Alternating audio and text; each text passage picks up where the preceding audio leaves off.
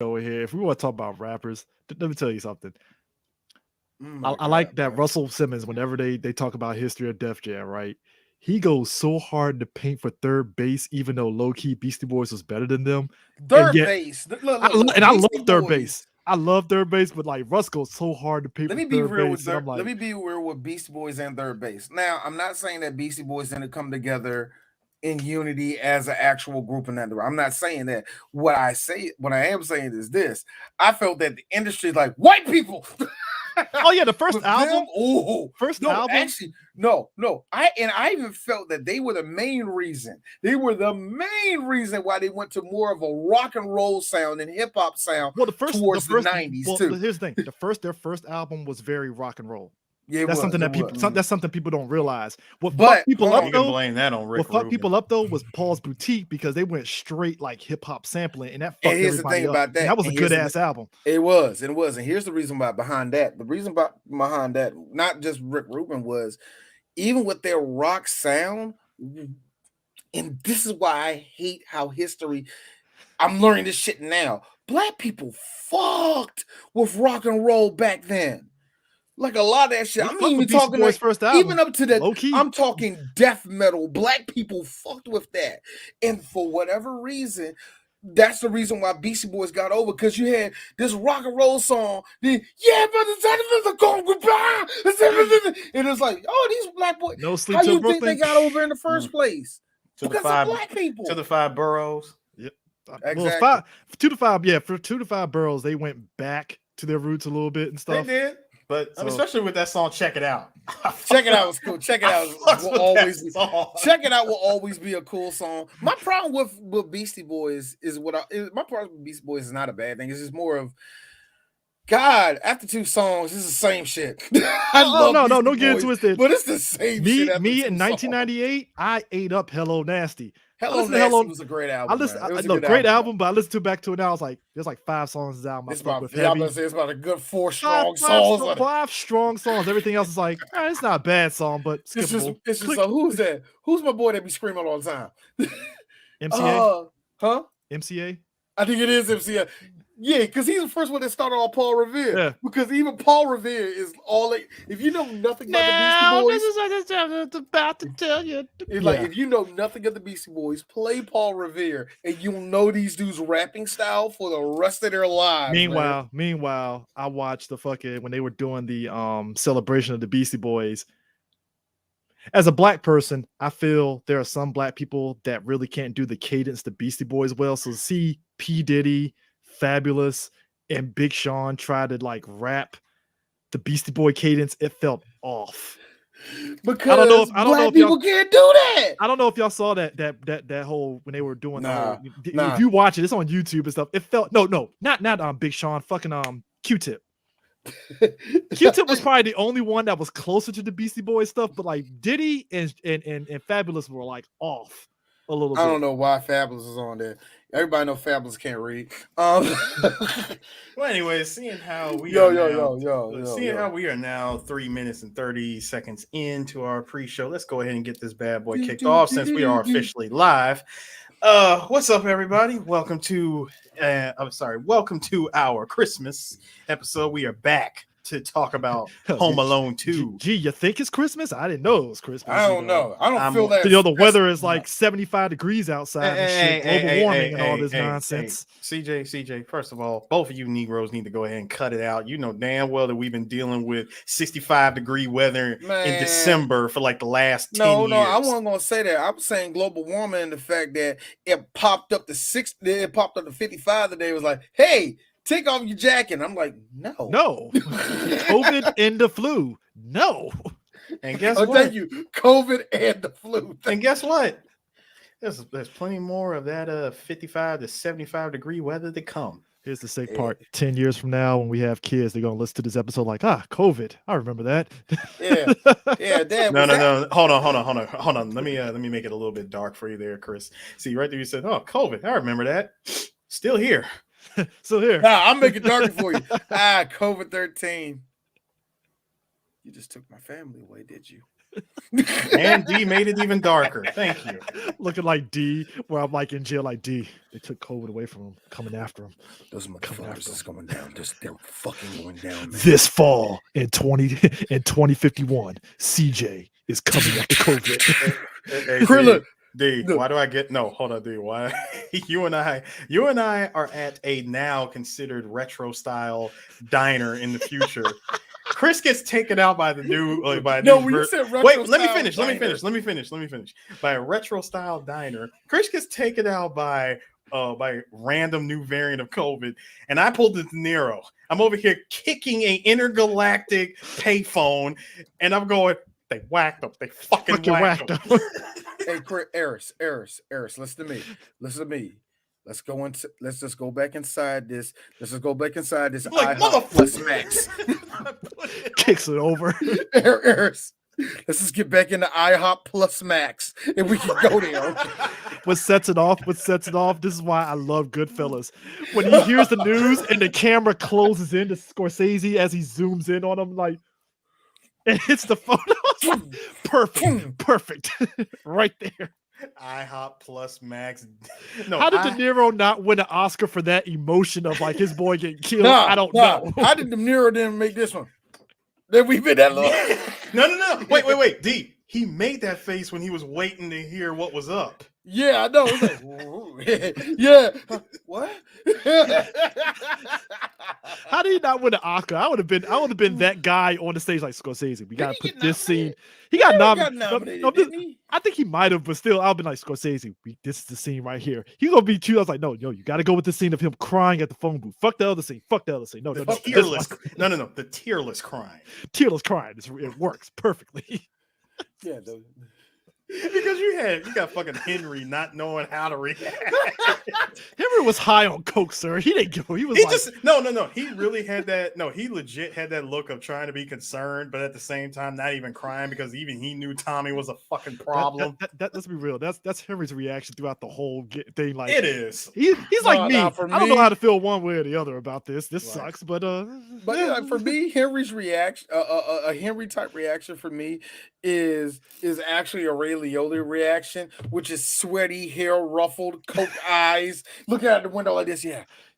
See, that's me rolling into the fucking IHOP plus 20 years later. Like, guys, the COVID. IHOP plus, he's keeping the joke up. It's like, guys, it's COVID. It's a motherfucker, ain't it? I'm like, Chris, when did you start smoking? Don't worry about it. I was like, dude, you seen this shit? I've known this motherfucker like 45 years. He ain't never started smoking today. Fucking twice divorced. Like guys, twice divorced.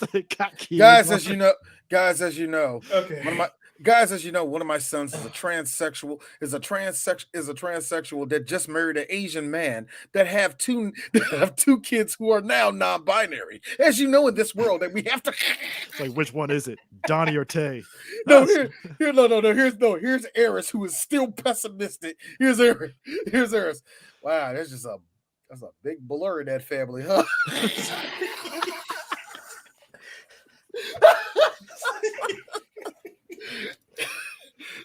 Wow, so you just can't say nothing or eat certain things in that house. I can tell. Dude, I swear, I feel like nowadays, though, real talk, before we go into Home Alone 2. Don't worry, because we're going to go right into the 90s, and y'all going to have to take the savageness of the 90s on the nose. All I'm saying is, I feel that's what pisses me off about this generation so much. And you know what? I hate being an old man about it, but holy crap, if we just took the internet away from you, you would fucking die.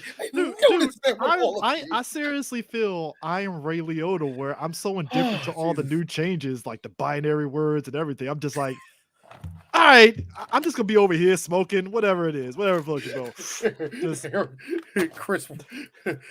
Chris doesn't have an Alexa, does he? Does he have an Alexa? Now, if y'all don't know what I'm talking about, I know what you're talking about. No, I'm talking to people. If y'all know what we're talking about, if y'all ain't see the South Park COVID special, then I'm not even going to inform you. I'm not going into the joke.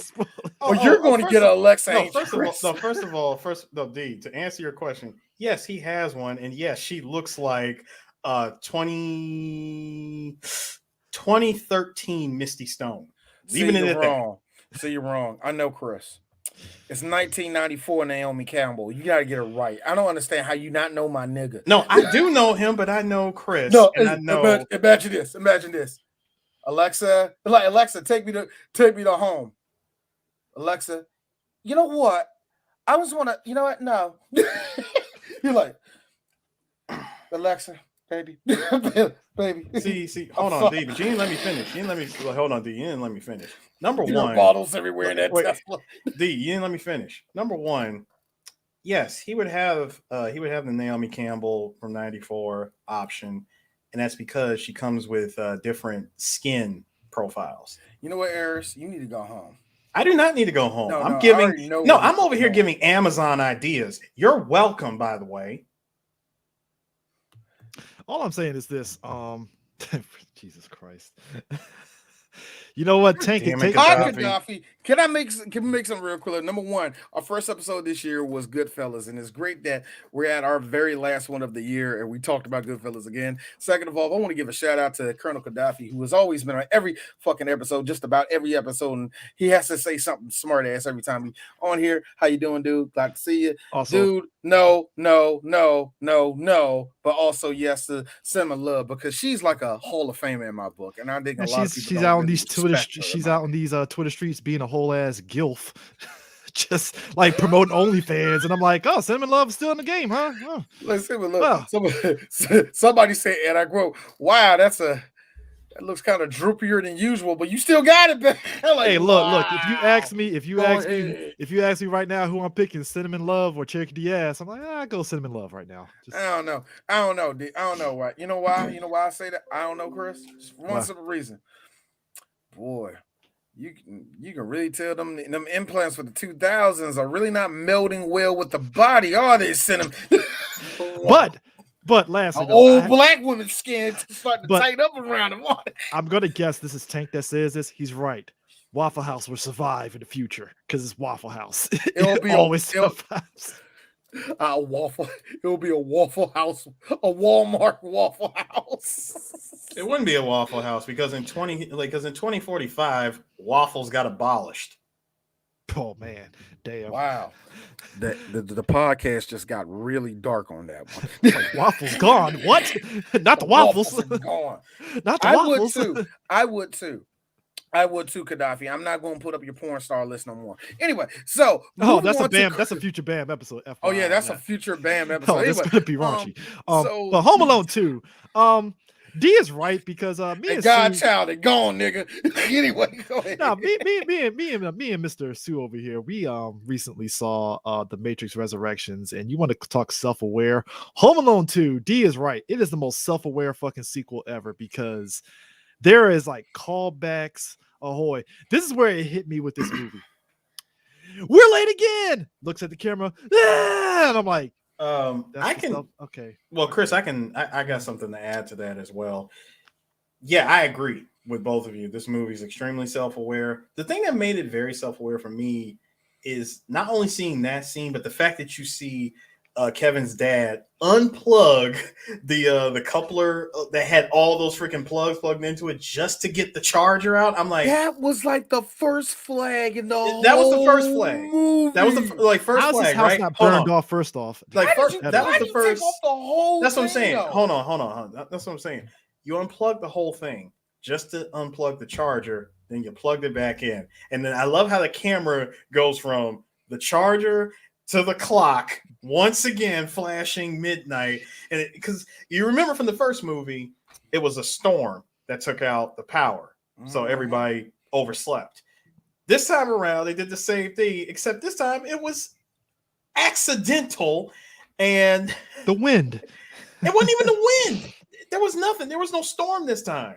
Oh, this time it was intentional. I'm unplugging the clock and plugging it back in and completely forgetting to set the damn timer. So because I'm stupid. The thing I really had to I guess my question was that's like for this movie is how many times can you honestly tell this story of Home Alone? I think you just made your limit too. Two, because once you got to the third one, they had to switch it up and make the main character in that one fight a bunch of terrorists that are fucking stupid. Wait, Chris. Oh yeah, it was terrorists. I was just talking to somebody about that today, and I couldn't remember the plot. Excuse me, if I may, gentlemen. The whole point of the third movie. All right, let me stop my Jeff Goldblum. I know. Anyway, the whole point of the third movie, by the way. Oh, shout out!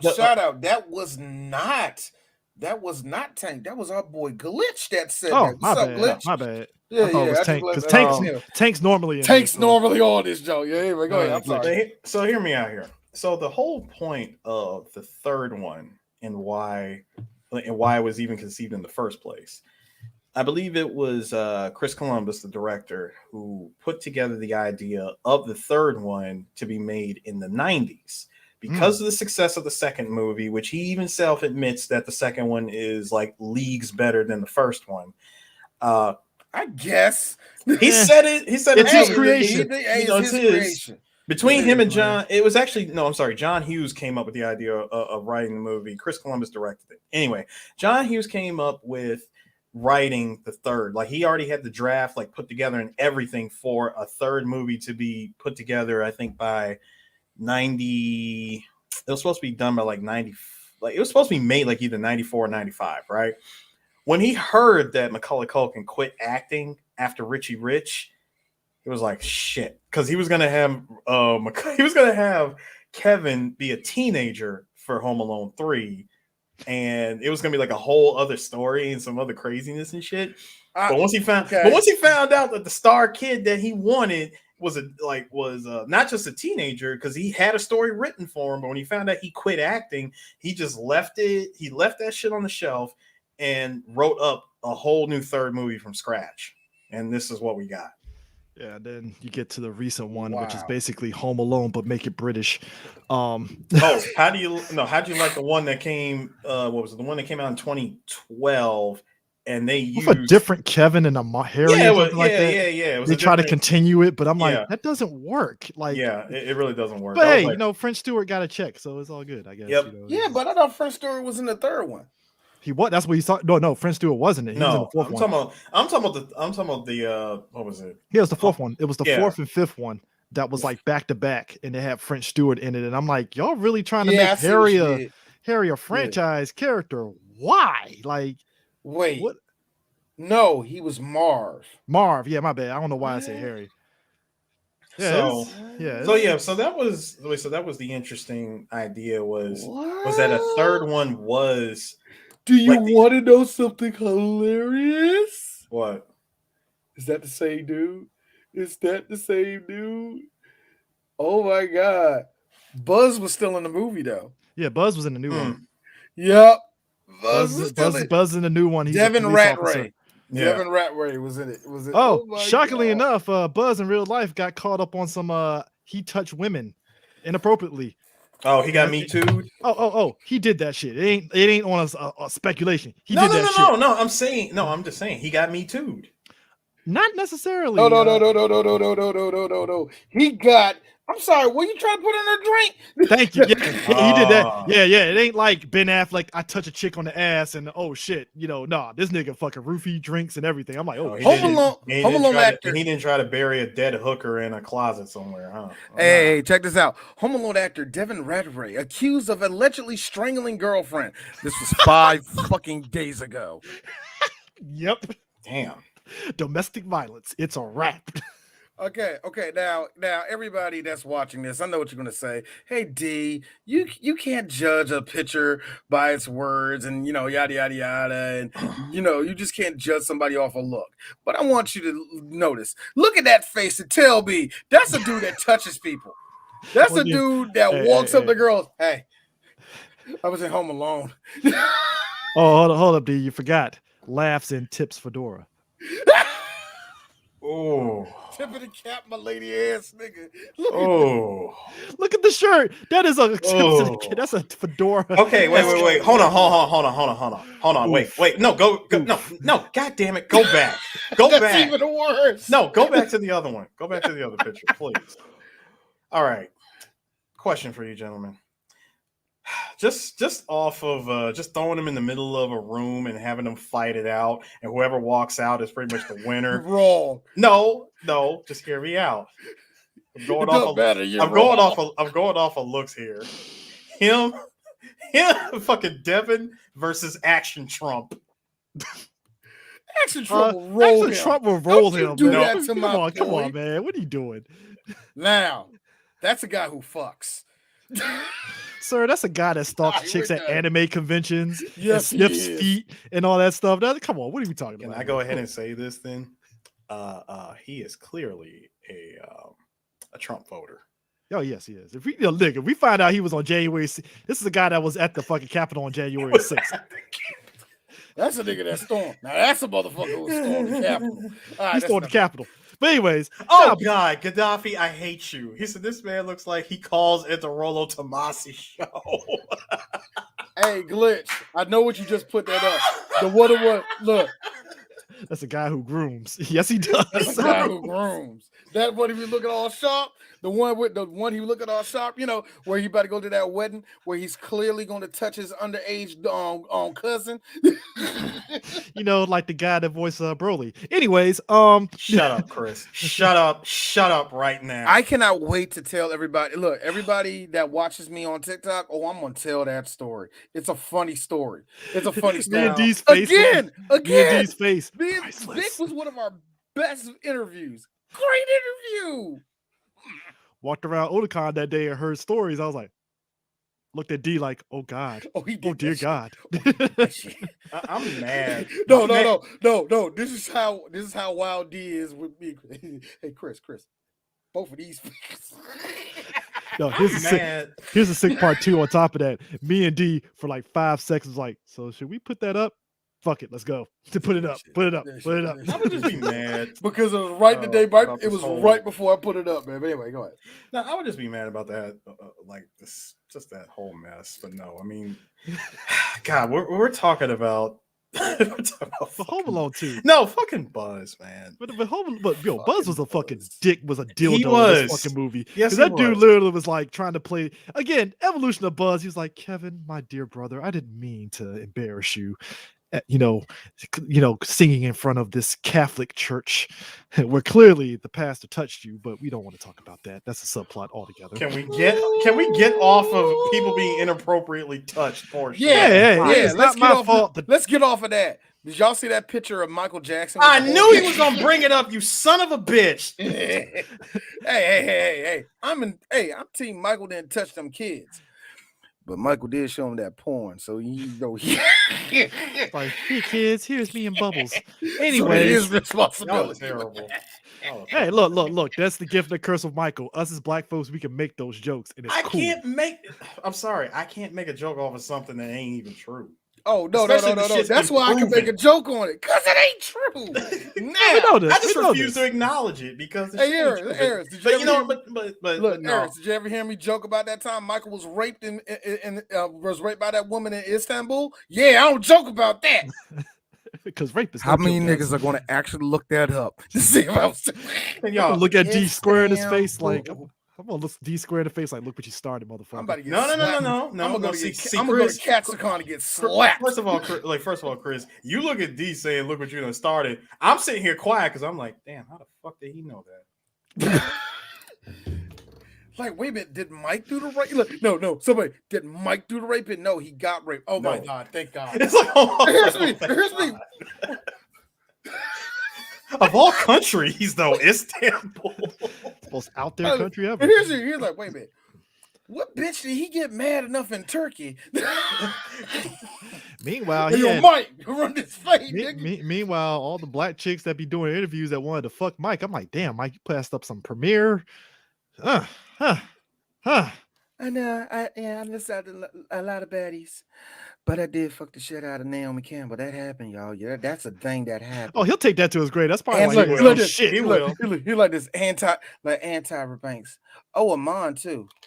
Oh, what? Oh, Dave was cool about it. Also, Diana Ross, but we don't talk about that. You know what? We don't talk about that. No, we don't talk about that because here's the hey, Diana. He's 12. Why are you in his dressing room? No. It happened on The Wiz. Let's just get the game twisted on that. Hold on, Chris. See, here's the thing. It happened on I think the that's Wiz. even worse. Wait, Chris. no, hold on. Let me get this out. See, it happened on the Wiz. Yes, that's very true. It happened on the Wiz. Probably even happened well into, I'm gonna say, 81. And when he was catching feelings, and she obviously did not want to reciprocate anymore. About a good 6 years went by, and he put out a little song called "Dirty Diana." Granted, you know why he did that? Because that fucking short ass hair that Diana Ross is sporting in The Wiz. I fucking hate her too after that. Look, and D, and this is D, and I'm being real. If I was grown by a woman like that, I might make the same song. What? I mean that. D. Brooke Shields and Diana. Brooke Shields is a smoke screen, sir. No, wait. I'm gonna stop both of y'all real quick. Hey, GC, you might as well subtract that Madonna one. Yeah. You never seen the interview. That nigga Mike was on the phone dragging the shit out of her. He couldn't stand Madonna. No love lost. Let me tell you about this. Ugly ass heifer from Jersey. So she gonna walk in here like she got the baddest in the world, right? And she's gonna do all this little French shit, and she can't pronounce the words right. How do you realize that? Look, I would love to be a fly on the wall. Mike on the phone. Hey, Jermaine. Yeah, Madonna, nigga. Yeah, fuck you. I don't want to talk to her no more. What happened? You just hear Jermaine, what happened? But anyway. But did you hit, though? Did you hit? No, I didn't. You a bitch. But anyway. But anyways, he did. No, but it is true, though. He did. I mean, he did visit the set of Home Alone 2. And like there's an actual picture of them all hanging out together. Yeah. And make it very, very, very, very serious on that one. No, we are team. Michael didn't touch them kids. We're dead serious about that now. No. And the relationship with him and Macaulay was it was chilling. That's what, but it was cool, man. Let me put it this way: the '90s was different. You could do same with Corey Feldman. You couldn't do that now. Actually, you might as well say that two.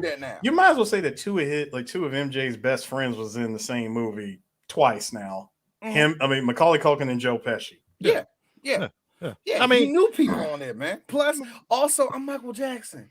Why the fuck I'm not gonna be here? But nah, like so Jackson, it's like everything, like you said, minus the cop being. Well, no, there is a cop that rolls in there in the second movie, but it's not the same as like the first movie where he's a plant. It's like he's just there again for whatever reason and stuff. No, there wasn't a cop in this. I thought it was. No, dude. The whole point in the beginning, we barely saw the inside of the house. We just had. The only thing that took place was they were packing. That's probably what I was thinking. I'm thinking of the driver. Like, hold on. They were packing the night before. We see a prop which ended up becoming the hottest selling toy for all of 6 months. The Talk Boy. Hey, look, I'm like this. Me and D are going to disagree on that, but nigga, fuck your experience. That's all I got. And you know how many tapes I've done? Everybody, dog. Only reason why I'm saying that is because I had a regular tape recorder from Radio Shack that was 10 times better than that thing, man. No, trust me. Trust and believe. Trust and believe. The Talk Boy was nothing more than just a product that was made specifically for the movie. They had no intentions of it becoming like a thing that they can like sell to kids or anything like that. There was no intention. In fact, that's not the only toy. The Talk Boy, and y'all remember that freaking that dragon soap dispenser that Kevin had later in the movie that he bought. I thought that was like crazy. So that was soap. No, it was soap. Oh, I thought it was like crazy glue or something. Not crazy. No, it was soap. Yeah, it was real soap, and there was real soap they sold. And you want to know what my mom told me? No. Why? But here, white people be getting them. D. No. Hold on. Here's something about that soap. Now that soap was another product again. Only specifically made for the movie. No intention of it ever becoming a real thing. Both of these products were made by Tiger. Mm-hmm. They went out and made both of them and sold them in stores. Now, of course, the soap was made at a much, much, much limited capacity, which now them shits is like as of 1993, them things are like super rare collector's items. The Talk Boy, on the other hand, people bought it. There was the Talk Boy, and then what came out 3 months later, the Talk Girl. Now, Which I don't know why. It was like, oh, it's just a talk boy, but pink. Yeah, hey girl. It was pink and purple. It was pink and purple, and it was called the Talk Girl. Now, if this was made in 2021, it should be non-binary, and it would be called the Talk Person. I don't want to talk about this. If it'll be called the Talk About. No. I laughed when you said the Talk Girl because I forgot back in the day. It was always a toy that was brought to the boys like, yeah, hey kid, do you got a pussy? Yeah, to take this. It's the blah blah blah girl. my thing was like, it's pink, it's violet. I think the whole thing with the movie is that like you have that whole beginning of the movie where they're doing all this setup and stuff. Like you said, Kevin's doing the talk boy, Uncle Frank's being the cheap asshole that he is and stuff. Which again, we all have that relative that's cheap as fuck. We just ain't. I ain't gonna say names, but a couple of them that's like. Uncle I feel Frank. like the word Terry is gonna come out of either of y'all mouths right now. Almost. When I really think about it, like they only get together during Christmas time and stuff. When you remove Frank, his wife, and their kids out of the equation, it's really only Kevin, Buzz, his sister. That's it. And his mom and dad. Yeah. And they all live in that big ass house on Lincoln Boulevard. Nah, I mean, this is why D don't feel nothing for Kevin. Little spoiled little brat anyway. So it's the equivalent to those. Their house is equivalent to the house. Their house is literally the equivalent to the houses over in Akik. Those houses over there are just Akik, some parts of Brandywine. Mm-hmm. Yeah, some parts of Waldorf. Yeah, parts of Waldorf. What I like to call those long-looking mansions, where it's not, it's like only 2 stories, but it's like long. And then when you walk on the side of the house, it's like a lot of yard space here. Like or because I'm out here in VA, a large part of Bristow. I was about to say, like, what part of Manassas were you about? I was just about to Bristow is like, if you don't want to fucking live in DC and you want to save money, move out to Bristow. Like, Bristow's so fucking far away. It's like, god damn. Go out there to Bristow. Them houses out there makes the McAllister house look like a freaking playhouse. Do you want to know backwoods? But yet, I'm sorry, these are fucking large ass Culpeper. Yeah, Culpeper. It's like country mansion. You know what really just throws me off? Talking to a chick, and you find out her location is out there in Bristow, and I'm calculating in my mind, do I really feel like having that kind of long distance relationship? And you might be saying, well, y'all in the same area. You don't understand. Even if I was like near DC, that's still a hike to Bristow. Understand, it's a hike. I remember, Chris. I have CJ. I have an extra room. I'm like down the street from I know, Bristow. but you don't understand. Okay, look, Chris, I got you a little bit. D, back in 2005, whatever. I had my own apartment. So where you live at? Oh, I live right there by Eastern Shore. That's a shame. yo, here's what's fucked up too. I like driving, but if you tell me this is Shore, I was like, oh, well, that's a damn shame. I ain't take my ass off that bridge. You can kiss my ass on that one. Wow, that's something. That's something. Salisbury, yeah, pussy is not that scary. All I need is one crisp breeze, and then while I'm on that bridge. I knew, and I'm not even going to name names. I knew dudes that went to North Carolina and to Delaware for some butt. They probably coin flip they got. You know what I mean? Delaware is at least close to where you just going up 50, boom, you're in Delaware. Nigga, that's still more than 2 hours. Now, granted, it ain't worth it. Still 2 hours. Granted, you live in the DMV. Granted, you live in the DMV. Fathers, you gonna get me as White Marsh. And where you After going? that, I'm good. And where you going for? White Marsh. Anything past White Marsh, nah, you on your own, dog. Bel Air, nah, bro. Fuck that. No, Bel Air. What? I'm sorry. Bel Air, what? Nah. I know niggas is like, where you live at? Where you live at, boo? La Plata. Yeah, man. Yeah, that's. See, do you work in? Hold on. Here's it. Do you work in the city though? All right, that's a bet. Where you live at? Germantown. Hold up. Hey. Hold up. You got to pull up gas, buddy. How much is gas right now? Sir. People. I know folks. Remember in 2008 when gas was hitting $4? I knew niggas that were having booty calls that were calculating like Gaithersburg.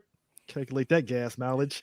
Yeah, that ain't happening tonight, bro. Man, where she Not tonight. I Not tonight, remember. buddy. I Not remember. tonight. I was so pressed to go to a party one night, and these niggas like, all right, man, we about to go out, man. Where we finna go? Man, I'm like, where's it at, man? All the girls, like, her girls is there. All this shit. Her was like a live ass party. Where is that? I will take getting cussed out. Oh, it's out in California. Are you fucking serious? California, Maryland? Nah. California Avenue. California, Maryland. I'm trying to think where the fuck That that's California, Avenue. My bad. Hollywood. No, Hollywood, Maryland. I'm trying to think where the fuck that's at. Hollywood, Maryland is not by Pasadena. It's up the. It's across the bridge, nigga. Yeah, it's yeah. I'm trying to think where. Yeah, it's across Chesapeake. You know. Oh shit. So I'm sorry. Where? Man, but they're white girls. I don't. They make white girls here. Thank you. I can go to Dunkirk. We got one. Go to Dunkirk and call it a day. Dunkirk. Dunkirk. Hey, Chris. I'm sorry, Eris. You like your girls full of meth? Wow. Okay. Dude, you could have said Damascus, Gaithersburg white chicks. At least they're upper middle class white chicks like Jack. I like my girls agile. Can you two cut motherfuckers? Like, give me a second. I was trying to. I like my girls agile and sharp. And I said that. When I said Dunkirk, I said, nigga, I said, listen, I cut through Dunkirk and go to Chesapeake Beach and call it a day. Chesapeake Beach even worse. Even worse. God. It depends on what day you go. All right, it depends on what day you go. But D ain't shit. Because to me, Bel Air, all that whole section, including Dunkirk and Chesapeake Beach, to me, reminds me of that middle section where Trevor lives at in GTA, but there's trees around. Now, speaking of which, this is what makes me sick about this movie, man. And we talked about this in the first Home Alone. Them pre-9/11 airport protocols were lax. So you mean to tell me? So all the family first off, you say, "Wake up, Kevin! Look, we're late!"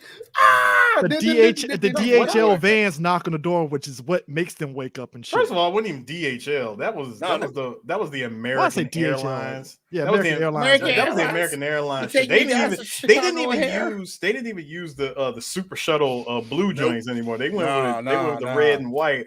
Also, what I really loved was everybody's running around going nuts trying to get packed up and pile into the freaking vans and shit, right?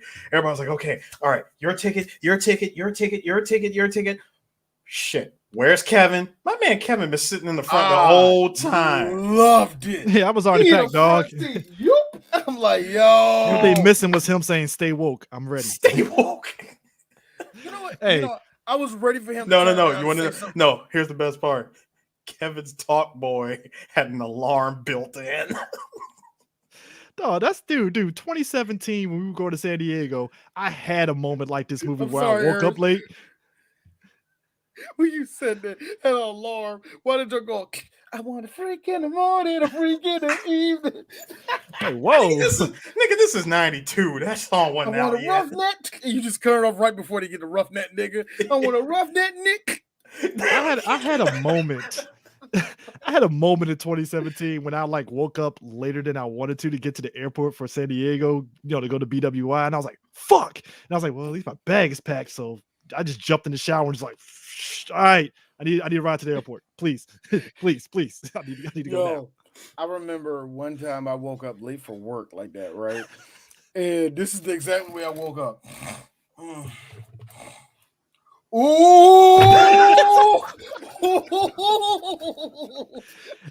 Hey, look, that happened my first year going to Capitol. When I got back to this area, I had a 9 a.m. Now understand, at 9 a.m. rush hour was starting to ease out of here. Totally forgot that. I woke up, it was like 8:20. I was like, ah! Got up. I don't think my Honda Civic was not made to go 100 miles an hour. That shit was vibrating, going down the highway. Why would you do it? Who cares? He hopped in the car while you're, but shit.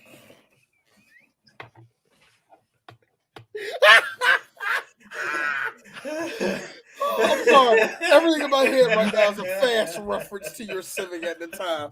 Just Chris is like doing this. You seen the anime speed lines, dude. I was giving the middle finger to folks that were doing the speed limit like they were the problem, even though I was the fucking problem. I love that. I love when I'm late and I'm doing asshole. I love it. Like, fuck you, drive faster. And it's like, you were late, dog. Hey, Chris, I get why white guys do this when they have nowhere to go. It is so much fun. I believe every white person that honks a horn, you have nowhere to go. You have nowhere to go. You have zero reason to be honking your horn. I'm pretty sure those airport drivers rushing into the airport were being assholes on the fucking road. Like, his fucking family right here. That was the best line right there. Toast in his mouth, late speed. Yeah, you know what, man? Hey, it wasn't toast in my mouth. It was a fucking whole ass Pop-Tart I fucking threw in my mouth. My name is Chris, and I'm a teenage boy from. Oh God! Playing fucking no one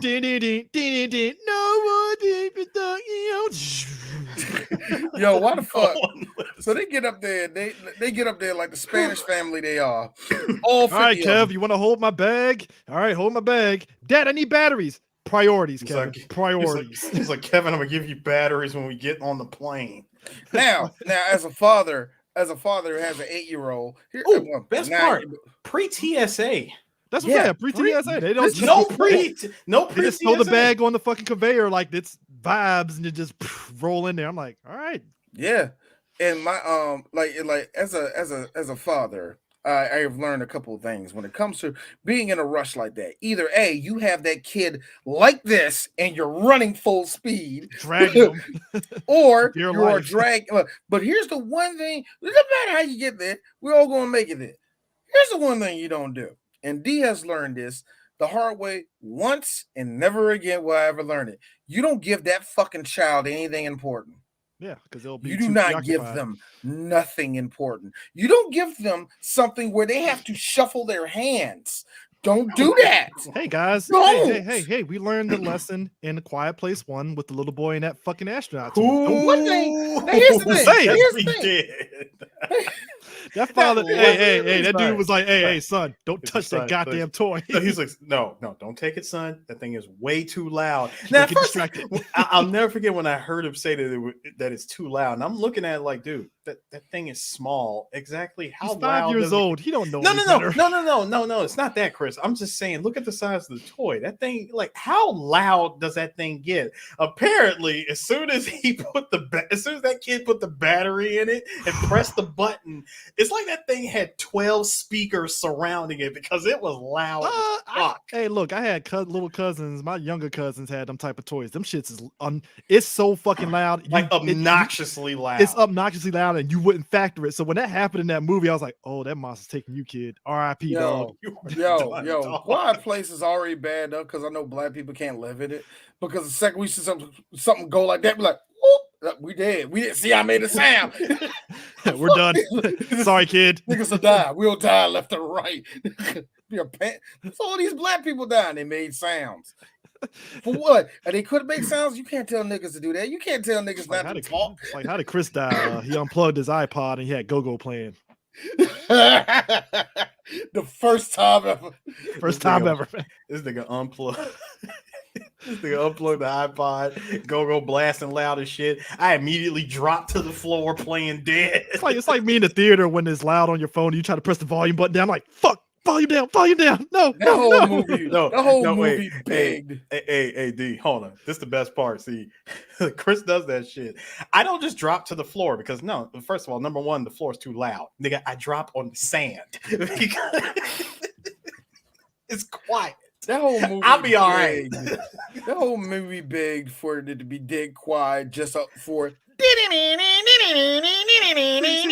People just beg for that moment. Even is this too. People were wondering how Digimon Hansu and his black son survived. I'm like, no, Digimon Hansu gave his son the black father stare. Like, yeah, you better not fucking touch that shit, son. Don't say nothing. Don't leave this room. Here's my thing. My dad is giving me that stare, and I'm like, all right, got it. The more important thing. Now, here's the more important thing, and this is, I made the joke, white parroting, but yeah, wearing identical trench coats. But yeah, here's the one thing I would say. Like I said, I would say white parenting, but yeah, white parenting. You mean to tell me you didn't hold your son's hand the entire time of you running? Kevin's Well, look, 12. He's grown. here's that. Look, and guys, I'm putting 90s rules in this because real talk, even us kids of the 90s, we still got treated like shit. So I understand Kevin having a book bag or something that's a little bit too heavy, but why did you give him something to shuffle his hands with? Why did you give him anything important? Why would you do any of this shit? Why did you give him his own ticket? Because you know my mama, he'd be like, no, D, give me your ticket. Why? Because you're gonna lose it. Also, when Kevin ran into that lady at the flight and she's like, oh, I gotta go through these tickets. Nah, put him on board. If he spots his dad, put him in the seat. All right. And I'm like, so we don't even check to see if that's the dad. Now that was pre 9/11. That was pure pre 9/11 right there. I'm sorry. That dude was right. Hey, look, one thing about airports, they don't fucking play. As soon as they're ready to fly, you get there last minute. They're gonna look at you like, sorry for you, babe, because we ain't letting you on. That also being said, you mean the whole time they were running, Kevin was running, he didn't look up and see New York? Nah, he just anywhere on the well, they just had because I think they only had the terminal, they take it down. They had the terminal numbers and the gate numbers. That was it. Yeah, that was it. And they take remember they take the gate numbers down once everybody's I know that, but still, yes, they had to take them down with slides, people. Anyway, but also interesting thing about that scene of them running through Chicago O'Hare again, they had to run through a fully functioning Chicago O'Hare airport operating at normal hours, and because of Macaulay Culkin's superstardom level at that time, they had to hire extra security, which you can only imagine just trying to get to your flight, and you have to go in the same direction that the family is running in. Is just ugh. Eris, I'm gonna do it for you. Yeah, but I know it ain't cell phones that exist. Just go with it. Yeah, baby. I'm imagining you're at a payphone. Continue. Yeah, baby. So I'm gonna be on that flight. Yeah, it's gonna be good, baby. It's September 13th, 1991. Who's flying? Nobody. Don't worry, I'll be right there. Love you too, sweetie. Oh, record. Oh yeah, record the game for me. Thank you, baby. Bye. All right. Hey, honey, can you stop? Can you stop? Thank you. Yeah, I got to go back to my family. But no. But imagine you get off the phone, you get out the taxi, and that madness is there. A whole fucking movie is being made in the middle of Chicago. Fucking, why would you do that? And the thing of it is, if they do that at national, they will have to shut down. They have to shut down. They will have to shut down half the damn flights. And the thing of it is too, you couldn't do that in DC. I don't know why they did it in Chicago. What would you do there? And the thing of it is, Kevin and them, they were going to Florida. And when Kevin's on the plane, they're going to New York. He puts his Talk Boy in. He's listening to music, and he was like, blah, blah, blah, flight going to New York. And Kevin is just oblivious. Shout out to that asshole. Shout out to the French asshole that just decided, I'm going to keep talking to this kid in French and not use English. Look, Shout out to him. So I did want to mention that, by the way. Because I've always wanted to know for like the longest time. I didn't know anybody that spoke French, and then by the time I ended up meeting people that did speak French, I wasn't thinking about this movie anymore. I wanted to know what the hell was that dude saying. And wait, did you actually look it up? Yes, I did. I looked it up. So I looked it up just to see what dude was saying to Kevin that whole time. He was like, so is this your first time to Florida? And the moment all of Paris started to come out of his mouth, Kevin just had that look like, oh God, I opened Pandora's box and the lid just went flying off with it. I can't close it. I can't turn it off. Fucking, I'm putting the headphones on. So when I looked up the translation, my man said, I'm sorry, I don't speak English. This is my first time in America. I'm a tourist here. I'm actually on my way to New York. I wanted to look for some, do you know any interesting restaurants? Would your parents happen to know anything that they can help me out with as far as where to go and what to see? Hey, how come you're not responding to me? Do you speak English too? That was everything that he said. Funny enough, they didn't put. I'm kind of. It was something normal as hell. It was extremely normal. Movies, you know what's funny? Movies tend to do that during this time period where they have the character look at the camera like, foreign languages. Funny, am I right? Boy, I miss white people being that arrogant. I kind of miss that. Hey, D, they still do it. Shut the fuck up. Except they put subtitles this time around. Except this time, D, I'm just looking at Fox like. So subtitles wasn't a thing in 1992. Actually, you know the funniest one though? There was an ongoing joke in that movie Waiting about foreigners not tipping. And when they're waiting on the foreigner table and they don't speak English, and all of a sudden they're speaking in the native language, like, yeah, we're going to give them a shitty tip. I fucking hollered. I was like, bro. See, that's a funny ass joke where it's just like, all right, that's how you do it. You know, this was just like, no, we're not gonna give you subtitles. It's just gonna have the white character. Hey guys, nationalism. America's the best.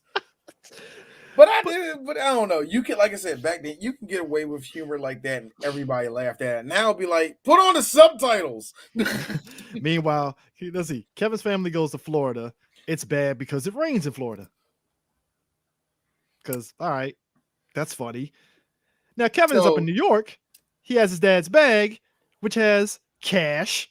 I think 900. I don't know how much of cash. It was like a lot of 20. Yeah, it was a lot. There was a lot of money. Yeah, I'm gonna say he had at least 2 G's on him. I'm gonna say at least 2. Nah, G's. This is 1992. I wouldn't even say 2 G's. I would think most. No, yeah, I don't. Eris. Also, actually, guys, we're going against lore because we said in our last episode of a Home Alone that he clearly works for the Chicago outfit. I think it's, hey, look. Envelope. No, the reason why I said that envelope right there, Eris, came for your boy. They came for your boy, man. They came for your boy Remo, yeah.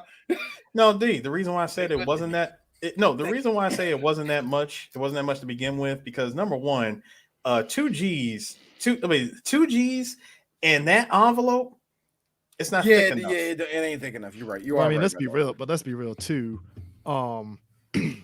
You know, not burying the lead here and stuff, but Kevin's spending close to a G on just room service alone in the hotel. Okay, I got the lore on. Well, not the lore, but I got the info. It's $967 on $967 on room service alone. My guy, would you like to know the shit that he spent it on? I'll probably say the ice cream. You know what? Go ahead. Ice cream, I want to hear the this. pizza. No. See, it wasn't. No. That's the funny thing. The limo wasn't even a part. It wasn't a part of the room service. So that was just white privilege? No. That was just white privilege. No. It wasn't white privilege. It was because of the fridge. Not the fridge. No, it was because of Tim Curry's character for going into the room and getting cussed out by audio recording Uncle Frank. And because of that, he was looking for Kevin or Kevin's dad. And he said, listen, I just wanted to offer my sincerest, humblest apologies and yada, yada, yada. So because of that, he said, hey, we got something for you, with my compliments, limousine and a pizza. Given to him by Rob Schneider.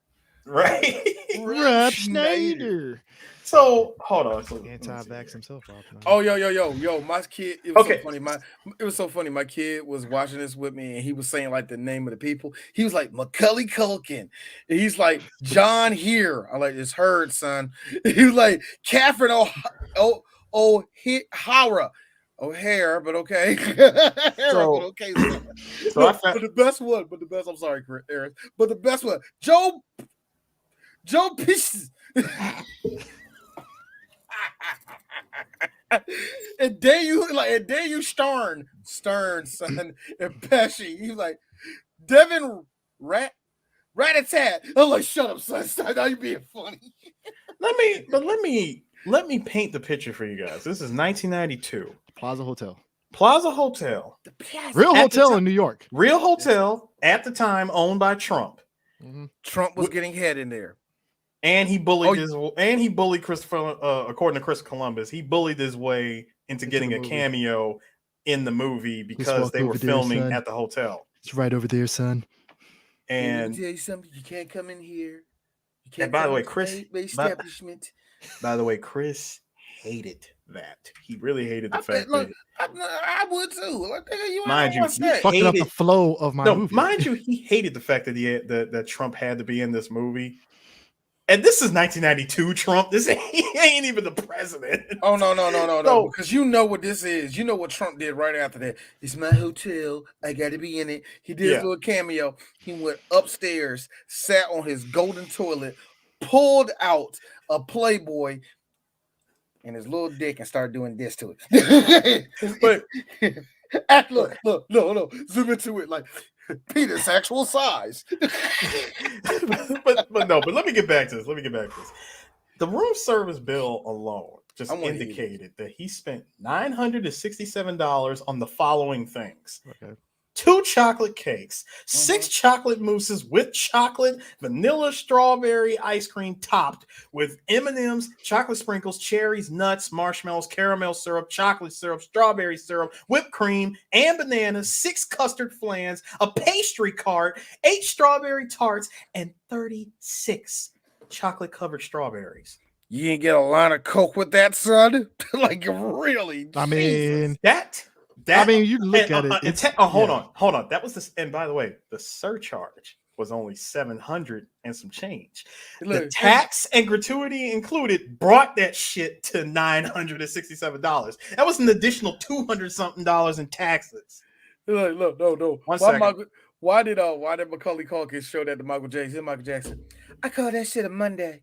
I mean, it reminds me, like I said, the Kevin Hart joke that he made about like how, like, you can't sit there and be partying like some of these athletes and stuff if you don't have the athlete money and shit. He's like, no. Because hey, look, that reminds me of them bills people be putting up about the clubs in Las Vegas where this. You know what? Let me tell you how random them bills are, right? What Sue just listed off there and stuff like that, it reminds me of the clubs where it'd be like, all right, got a 6-pack of Heineken, two cases of Ciroc, and then all of a sudden a 6-pack of Fiji water, and I'm like, that's random. Why is there a 6-pack of Fiji water? Now, granted, you're drinking all the alcohol, so obviously you drinking all that. Look, we're drinking alcohol, and on top of that, 3 of these girls took ecstasy, and I want look. Also, 3 of these girls took ecstasy, and I want them to be lubricated. Also on the side of that, 6-pack of Diet Red Bull. That throws me off too every time I see that shit. I'm like, oh, that's because they're drinking. Like, they drinking. That's going in alcohol. Who counts calories when they drink? Huh? Well, who's counting calories when they drink? White people, Chris. First of white all, people. Chris, first of all, I keep telling you this shit, Chris, the reason why people get Diet Red Bull is depending on the alcohol that they are going to accompany it with. So with Ciroc, you don't necessarily need the jitteriness that comes with regular ass Red Bull. I mean, you're gonna be jittery either fucking way. I mean, but you won't be as jittery if they were using whole ass Red Bull. It was just, and then the whole bill will be calculated up to damn near 1,000, like damn near like 10 G's. I seen one that was like 10 G's and stuff, and I was like, they just got Heineken, and it'll be like the 2 cases of Ciroc that puts it over and shit. And I'm like, I've bought cases of Ciroc for a liquor store, and they never. Oh, that must be Vegas prices. It's got to be Vegas prices. Ain't no fucking way. And when you add the taxes on top of that shit, that's they put gratuity in there. They don't fuck around with Vegas. The same thing. And it's the same. And it was the same thing with Kevin's bill in Home Alone. But that's $900 in what year again? 1992. And hold on, D. Here's the best part. $967 in a day. How much was the room? That's the other thing too. That was a suite. Hold on. Keep in mind that was just the room service bill. That wasn't even the hotel. Yeah, it wasn't, because he was there for what? How many days was he in New York up until his family came? Remember, he stayed at the hotel. I'm saying how many days at the hotel. That's what I'm saying. Before he was only there for 1 day. I thought it was like 2. No, hold up, because you got the first night. He spent the night. He got there that day. Yeah. And then he left that morning to go toy shopping and all this stuff. And then he runs to the Wet Bandits. Then he runs back to the hotel to ask for help. And as soon as he got questioned for the stolen credit card, he ran up to his room, grabbed all of his shit, and tried to hightail it out. So it was of there. one day. So it was basically he was one literally night. there for one night. Okay. Cause I thought it was like 2 days he was there. Like he was there for like 2 nights, and after the second night, that's when the Wet Bandits came. No. But but since we brought up the Wet Bandits, I'm gonna go ahead and throw something out there for you guys. Let's just put it this way. I'm gonna put it this way real quick with the suite he was in. A suite now. It was definitely one of the finest suites. Yeah, the suite now in the Park Hotel costs $900 a night. Mm-hmm. What do you think it was in 1992? That's all I have to say.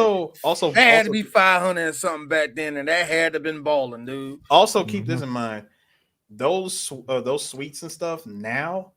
As you know, presidents and other famous celebrities stayed on on that particular floor alone. Exactly. Future, shut up.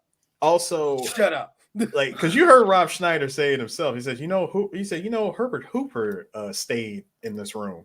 And I love Kevin. No, and I love Kevin being such a kid and he doesn't know. He's like, the vacuum guy? No, the president. So also the idea that Kevin or D at that age. Wait a minute, is that the dude that said that that the Ku Klux Klan was actually a part of American history and needed to be a part of it? Actually, that's Woodrow Wilson's son, but no. I've seen Mississippi burning. I know what's up. I see. But going back I don't like Kaepernick, but I agree with him. Going back to that Rob. But going back to that hotel, that room is now a part of the Home Alone experience that you can get if you go to the Plaza Hotel. Of course it is. And you get like the same treatment. They'll give you the hotel. They'll give you the hotel room, the limousine, the pizza. You get all that stuff literally from the movie.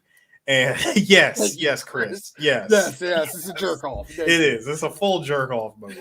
I also think but now the Plaza Hotel is like split because somewhere, obviously the penthouse suites and all that stuff, they're now like private condominiums that people rent out. Because that's where we're at in this day and age. If it ain't a house, it's fucking condos and apartments. Also, because that ain't it has something to do with Trump losing money or some shit like that, or was it the city losing money? I forgot. I don't know. Whatever. Right, Trump. But the thing of it is, oh no, to answer the question, it was just as what Chris said. You asked how much was it? It's $900. Yeah, it's about $900. Dog. That's still fucking balling this shit, man. But the thing is, too, that's ridiculous. Kevin using his kid charisma to really be like, yeah, my father, he gave me the card and blah, blah, blah, blah. No questions. And they're like, white child charisma. Not just let's specify on that one. No, okay. Hold on now. See, this is once again the movie borrowing from the previous movie of him thinking on his feet, being quick, coming up with a very convincing story. He did the same thing at the grocery store when he was shopping by himself. Mm-hmm. And he did the same thing. And he did the same thing with my dad. He's, we're on a business trip. He's at meetings. I hate meetings. Plus, I'm not allowed to go in there. So he just dropped me off here and told me to check in and like go find a place where they're checking people in, check into this hotel, use his credit card, and that was it. And the thing of it is, hold on. Again, if you were a black kid, I think you're hustling me. Now hold on. All right. Now hold on. 1992. Does this sound like a convincing story? Possibly. I think it does. It is very convincing because that's a thing that happens. No. It's full of shit. No. It's the only reason why I say it's a thing that happens is that like my mom, I remember in the 90s, she had just left MCI and went from MCI to working for a law firm. And you work for a lot of those lawyers that be doing a lot of business trips and stuff. And he's like, yeah, I'm taking a kid. You think you can set up the travel plans and da da da da? And I'm like, so you're just taking your kid on the business trip, huh? Yeah, some people get. Think about. So it's believable to a degree. No, it's definitely believable because it's believable. And you in the Park Hotel. You know how many rich motherfuckers? That's what I'm saying. They missing children. That's what I'm saying. Think about it. You're at the Plaza. Think about it. You're at the Plaza Hotel, and you have the credit card. You have the credit card to stay there. I want to know what the hell was his limit on that credit card. I want to know that too, man. But what? All right, was American Express always limitless? Was it always like that? Something like that. They either gave you they always give you like a high ass limit, especially depending on your credit rating. Mm-hmm. I don't know. But I just had to ask that question because I'm thinking it the whole time. Like, dog, you on the same floor where and this where an actual president stays. No. And prove me wrong on this. Where currently Donald Trump Jr. is choking out his 35-year-old hooker. like, do you realize what the hell is going on in this hotel right now? They probably in the same room. Yeah. Put him in this room. Put him in this room. Put the boy in this one. Why? Still smells. Still smells like it. I don't know how to It tell still smells like 20th century Fox. Yeah. My thing is this. So, big get. It was a big get to get Macaulay Culkin to be here. I personally did it. What you doing, D? Wu-Tang ain't nothing. But I want to. But since we drove into the idea of the wet bandits. God damn it, D, stop it. I'm trying to paint this picture for you. Come on, man, 3BG. Come on now. So no, because I got to ask you guys a question here. Before we started this podcast, I wanted to know because D, you said something. The wet bandits have like no reason to be here, right? You know what? It's random because it's like they're shoehorning and then they're throwing a brick through the wall. No. Can I be real? Can I be real though? I won't say it's random because think about it. You got to get the fuck out of Chicago because clearly they were in jail in Chicago, so it makes sense for them to migrate to New York. Perfect sense. I'm not even gonna knock that. Here's the thing. So, because D was saying the way he said it, like in our chat before we started recording, was there like some reason or some reason why they just happened to make it to New York? Like what was the cause? All right, D. Then this is what made me and this is what made me ask you guys: have y'all read the novel of Home Alone 2? Okay, now tell me what the hell is in the novel. So in the novel, at the very beginning, before I even get through page 3. There is a prelude that takes place. What happens is Marv and Harry manage to break out, and they go looking for Kevin to get some get back. Right? God. They wanted revenge. If you remember back to the first movie, you remember of all the places that they ran through between the Murphy house and Kevin's house. And all that shit, right? There was one area that they never went through. The garage. Yeah. Kevin had a shitload of traps. They found him. He books it back to his house. They go through the garage, and there was a shitload of traps in there as well. And what comes after is what led a lot of people to believe their theories that Kevin goes from a child and grows up and becomes Jigsaw. So tell me why the trap that he had sprung was Marv has a running lawnmower fall on his head. What? Which they use in Home Alone 3. Yeah, they use that. Yeah, they did use it. Yeah, they use that in Home Alone 3. So in Home Alone 3, I think whoever got that music playing. That was perfect. Nah, but like because I was pulling it up, but you said I'm like, I'm sorry, I'm doing what? Yeah, because Home Alone 3, the guy got his shit cut and it went on his back and stuff, and they played it up as jokes. And I'm like, so Kevin was just out to kill people, right? No, see, that's the thing. They made it look really silly in Home Alone 3, but in what would have been possibly filmed, but they would have had to find some way to like make the shit into like a family film.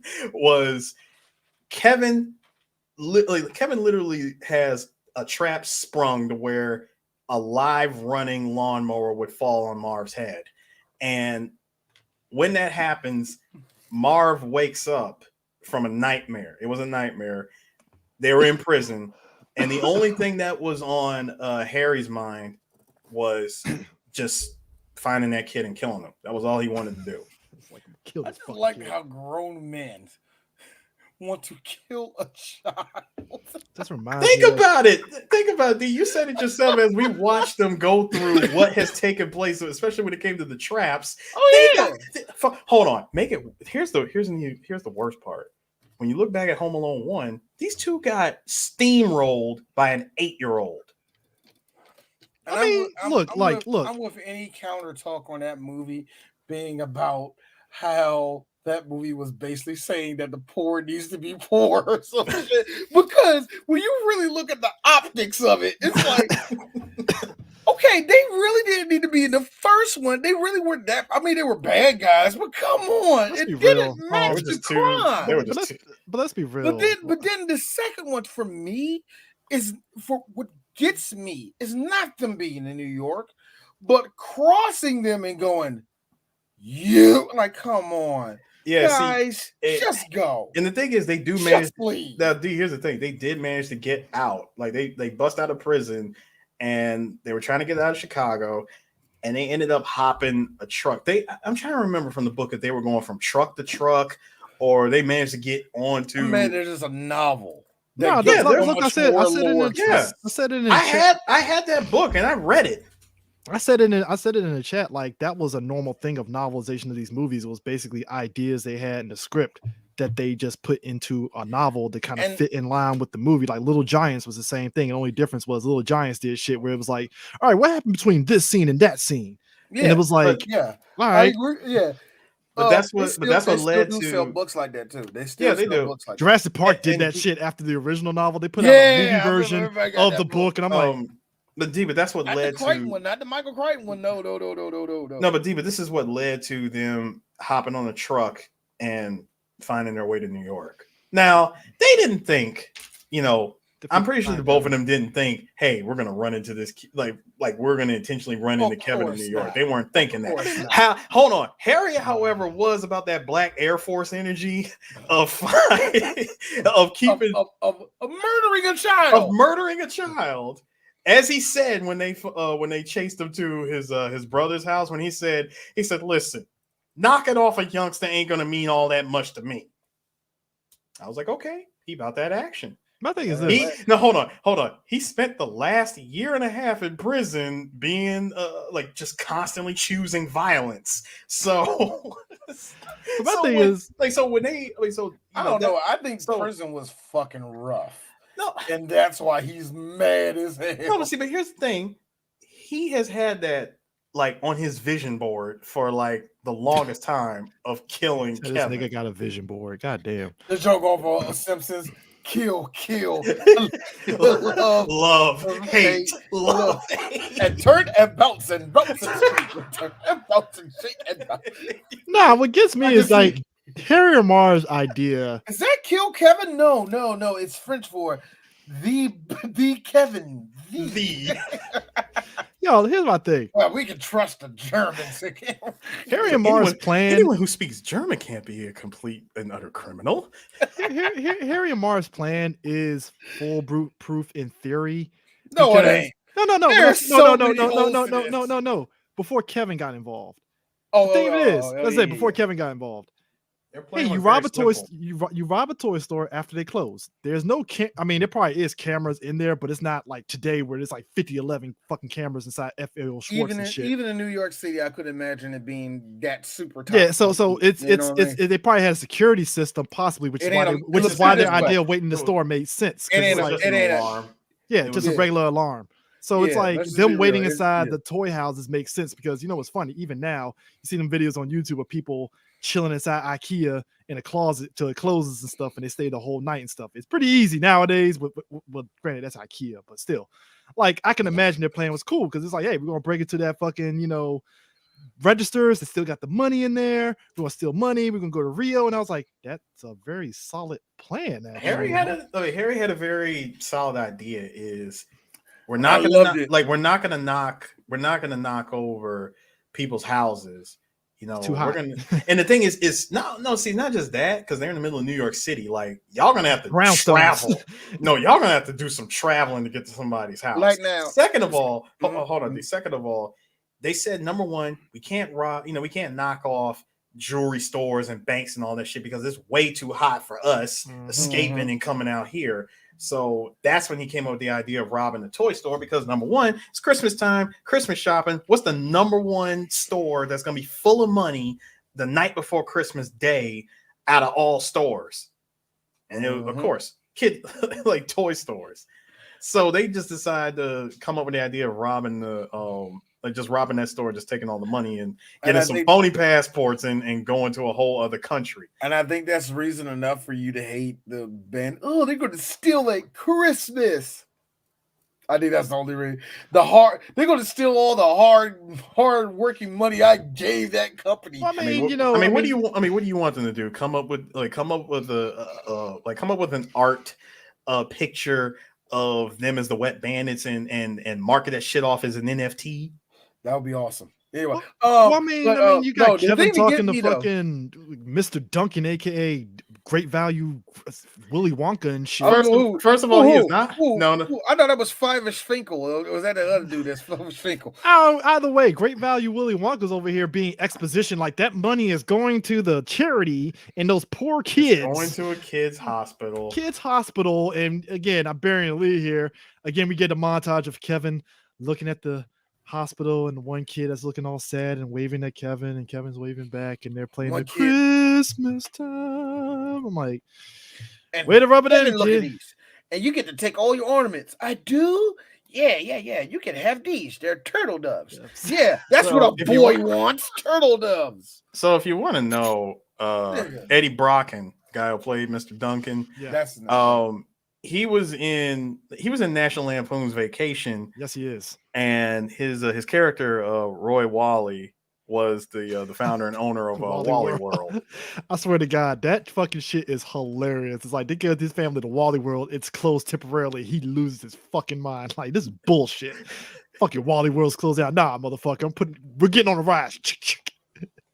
I got it.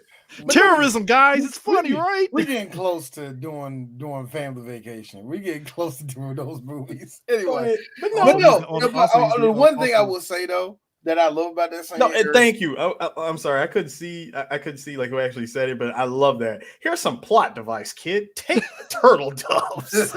Yo, he also played the old owner of the fucking Braves in Rookie of the Year and shit. Yes, he did. God, Chris, we gotta quit loafing around and do these baseball. I like to cut it this kid's jib. Put him on the team as a pitcher. And I'm like, no, Chris, it was the best line. And I said it when we did our Rookie of the Year podcast.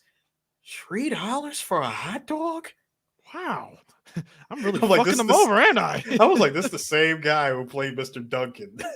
So the one thing I did like about that scene not with Kevin and Duncan. No, that was creepy. The scene it was borderline. It was borderline. They was walking it. You know, a lot of those fucking whimsical moments with the old white man walk that line of all right, kid, and walk that line of all right, kid, come over here. Don't talk to the white man. Come here. It's almost like John Hammond's character in Miracle on 34th Street remake. It's like you and the little girl, huh? Hey man, stop touching that little girl like that. She hear me. Don't touch her like that. She wearing a dress, man. Don't do that. Hey, little girl, touch my beard. Is it fake? It's not fake. My beard's not fake. All right, let's keep it there. Let's keep it there. Let's keep it there. Yo, but no, bro. The part that had me die was Harry and Marv talking about the plan. And every time they got their head stuck out of the dollhouses. This is some silly shit that I would have Aris. Like, we gotta make sure we do this. We make sure, And then we're gonna do it. We're gonna go down to Rio. Hold on. That's a brilliant plan. That's a brilliant plan. It's it's a brilliant plan. Like, of course it's a brilliant plan. You know, we gotta. Meanwhile, some 6-year-old kid across from them playing G.I. Joe with the Kung Fu grip is like, what the fuck is that talking sound? Or just a regular ass kid. You know the little balls that just bounce around and bounce around back then on KB Toy, the KB Toy display. One kid playing with that like this. The fuck going on over there? Is that an animatronic? Why the mannequins talking over there, mommy? What do you mean, mind my business? Can I have this? You know what? Can I talk real quick? Oh, real quick. Did you guys spot Chris Columbus's cameo appearance in the movie? Of course, it's self gratification cameo. Like, he was inside the toy store. That the parent holding the child. Yeah, it's those type of cameos where I'm like, you didn't have to be in there, Chris. You could have just directed the scene like normal. Nah, you had to put yourself and your kid in there, huh? Hey, listen, Chris. As someone who's been a cinematographer, you can't help it. You just ask for one scene. I put myself in my own movies. Because nobody's walking in this scene the way I would like it. So can I just do it? It's not even just that. I'm just like, fuck it. No, that's right what it sounds like to everybody else. Yeah. But in your head, no. Can I be real? I'm just right here. I'm just right there. Like blinking, you miss me. This movie, you won't even need me there that long. Why I need you there in the first place, nigga? This movie and Big were two movies as a kid.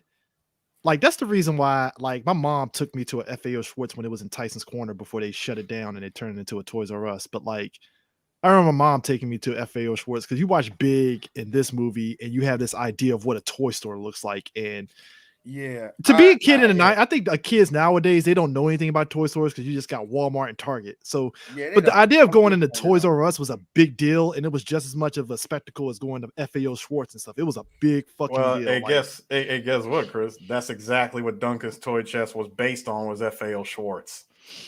Mm-hmm. Yeah, I know. Yeah, I know. I think didn't Toys R Us buy FAO Schwartz? I think. Something like that. I don't know. Didn't they? No. I mean, like that.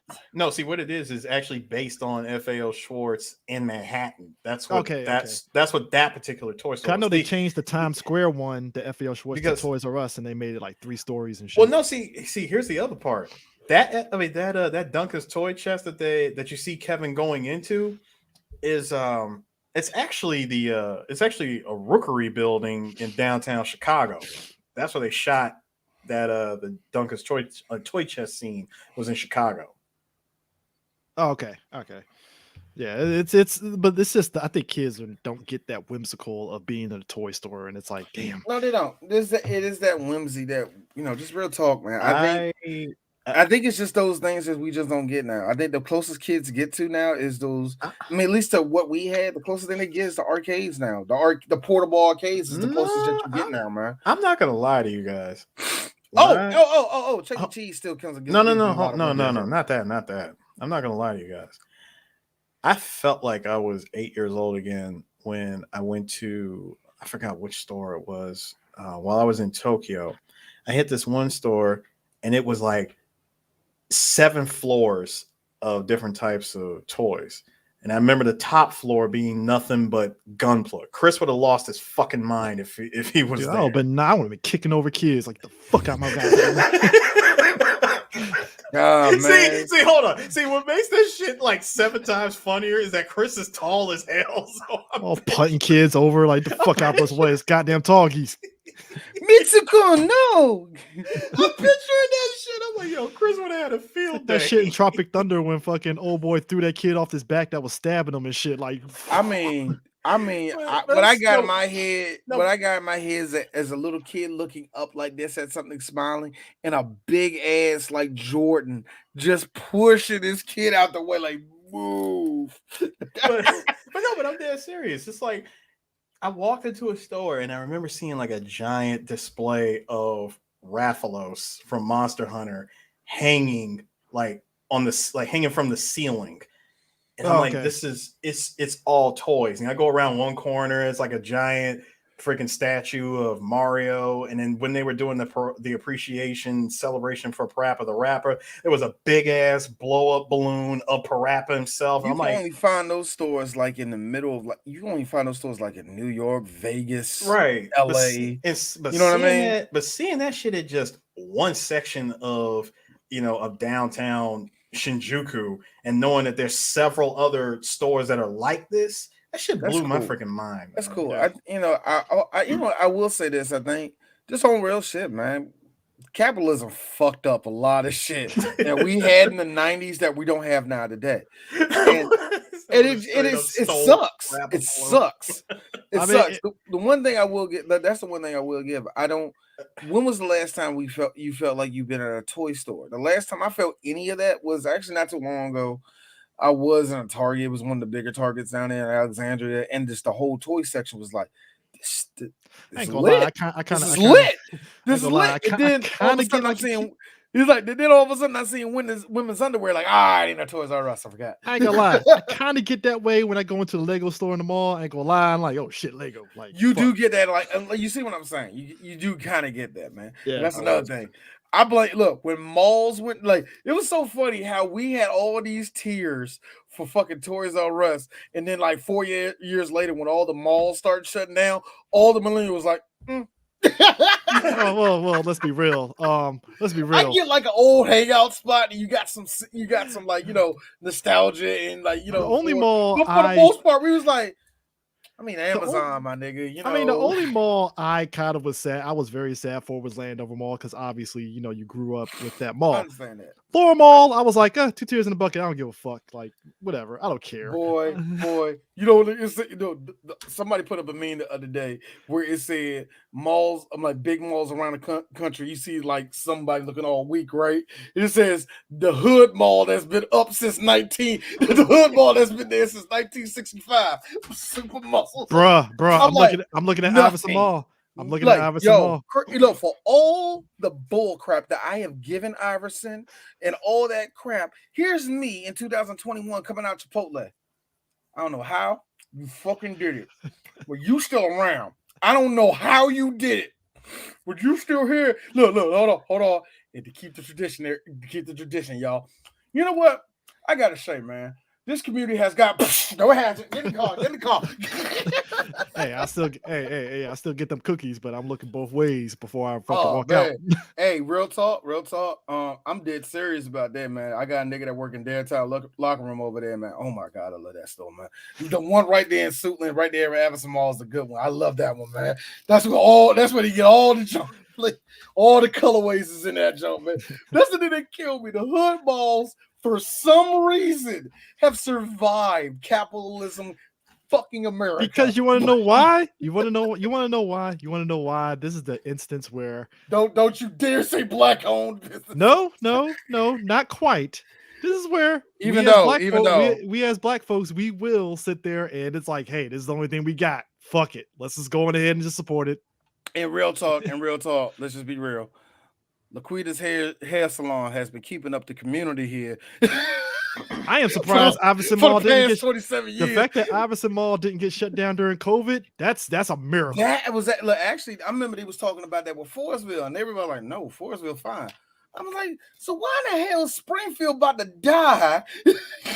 Springfield had to revamp itself. They thought it was going to be in more trouble with that. Anyway, fuck. Anyways, but that's besides the point. Tim Curry and his Tim Curryness. I just like how he off rip as the more sensible adult out of everybody. He's like, hold up, something don't smell right with this kid. I'm gonna have to take a look at this. He's been sus about him. First of all, he's been sus about him ever since he walked in the damn hotel. Now he does a lot of charm and you're articulate. Now something's wrong with this. Now he does habitually line cross by breaking into the room. So yeah, you shouldn't have broken into the room. But this is 1990s. You can get away with that. But later on, though, what he should have did the first time was what most people do. They run the credit card if they really feel something suspicious. I laugh because D brought it up in the chat. Like, is this how it was in the 90s? I'm like, D, we just saw Mo Money. Like, that's a real thing. They do that shit. It's still funny. They run it. They dial in the number. They gotta wait for 1992 internet to kick in. Yeah, because you remember back in the 90s when they did the credit card, they had that thing that was like, and then boom, you purchase it. But if something came up, they'll fucking find your ass and call the cops and be like, they scan that shit in a heartbeat. So funny thing about in the day, they would. And that's the funny thing about running the credit card. All it does is just it dials a phone number. Yeah, that's all it does. So clearly Kevin's dad called the shit, probably called it stolen because he doesn't have his bag. So that's the obvious thing. Like, oh shit, where the fuck's my bag? Let me go ahead and report it stolen so they can cancel the credit card. Smart idea. Well, I wouldn't even say they would even. I don't even think that. I don't think that they like. I don't think they tried to. The cop. Yeah, you're right. The cop did tell him like, hey, if the cop just said, listen, if he uses it, they'll know. But I don't think they would need to flag it as stolen because, it wouldn't have made much sense. The plot did that. Yeah, the plot. Tim Curry was like stolen credit card. It felt like it was going to easily say decline, not stolen. Yeah, it was like, no, let's just smirk that out there. Hey, can we get a programmer here? Yeah, stolen. Yeah. Anybody low Linux? It's like stolen. Oh God. Every time a Linux reference is used correctly on this show, I smile. Anyone? Does anybody know? No. Does anybody know MS? No. Does anybody? Does anybody know MS DOS? Man. Guys, I keep it on, man. It's 2 slashes right there. There are 2 slashes right there. See, there you go. See, now I'm working. See? It's already enough that my job every once in a while we gotta do command prompt shit. I'm like, this is the fucking ghetto. What the fuck we using command prompts for? There is nothing scary. You want to see a Zoomer who is breezing through programming stuff? Have a prompt don't show up on them out of nowhere. They'll freak out. Hey, what's this? It's a command prompt. You got to be as an administrator. Oh shit. I know this, but hey man, can you give me like a book or something? Hey, Jay, come here real quick. You know how to do this, right? Hey guys, remember look like this. You know how to do this. I'm laughing. You went to high school in 2000, man. You know how to do this, right? Hey guys, you remember the Windows 95 for Dummies book? Yeah, taught you everything about command prompts. My mom had that book. I ain't gonna lie, as a kid, I read through that book. I'm laughing because Glitch said I would have straight up stole the parappa balloon. I would too. Shit. Listen, I need you guys to understand something. And I'm gonna put the picture up because I took a picture of it. This parappa was the size of, like, I would say almost 2 stories. It was huge. That shit would have been outside my house. Like, sir, you can't have that in your backyard. Fuck you, it's my property. Kiss my ass. Nah, right there. Hey, Chris, hey man, you gotta get out of your yard. Did. Well, I got it back here. And it's gonna be here. And you're gonna suck my nuts in the back right now. Boom. Yeah, get in the car. I ain't getting in the car. Where's the cigarettes? Oh Lord! Check and turn the bit. Now back in the back of the police car. POLOI. Anyway. God, this is why black people cannot do Power Rapper the Rapper. We would just check and turn the signal to the right. Now the police are in the back right now. Oh fuck. Man, it got me fucked up. I'm sorry, dog. Time out for a second before we continue. Me fucked up. The fucking reggae frog, the reggae frog who's clearly high as fuck saying in the rain or in the snow. I'm like, oh, the police would have been on his ass immediately after that song. It's like, sir, is that weed? I smell weed here. That froggy weed. Somebody get that hopping mad motherfucker. Officer Moose would have fucking arrested his ass. Oh my God, the lore. First of all, Chris over here talking about why you doing Glitch? Cause Chris, I gotta believe. I gotta believe. I hate all of you.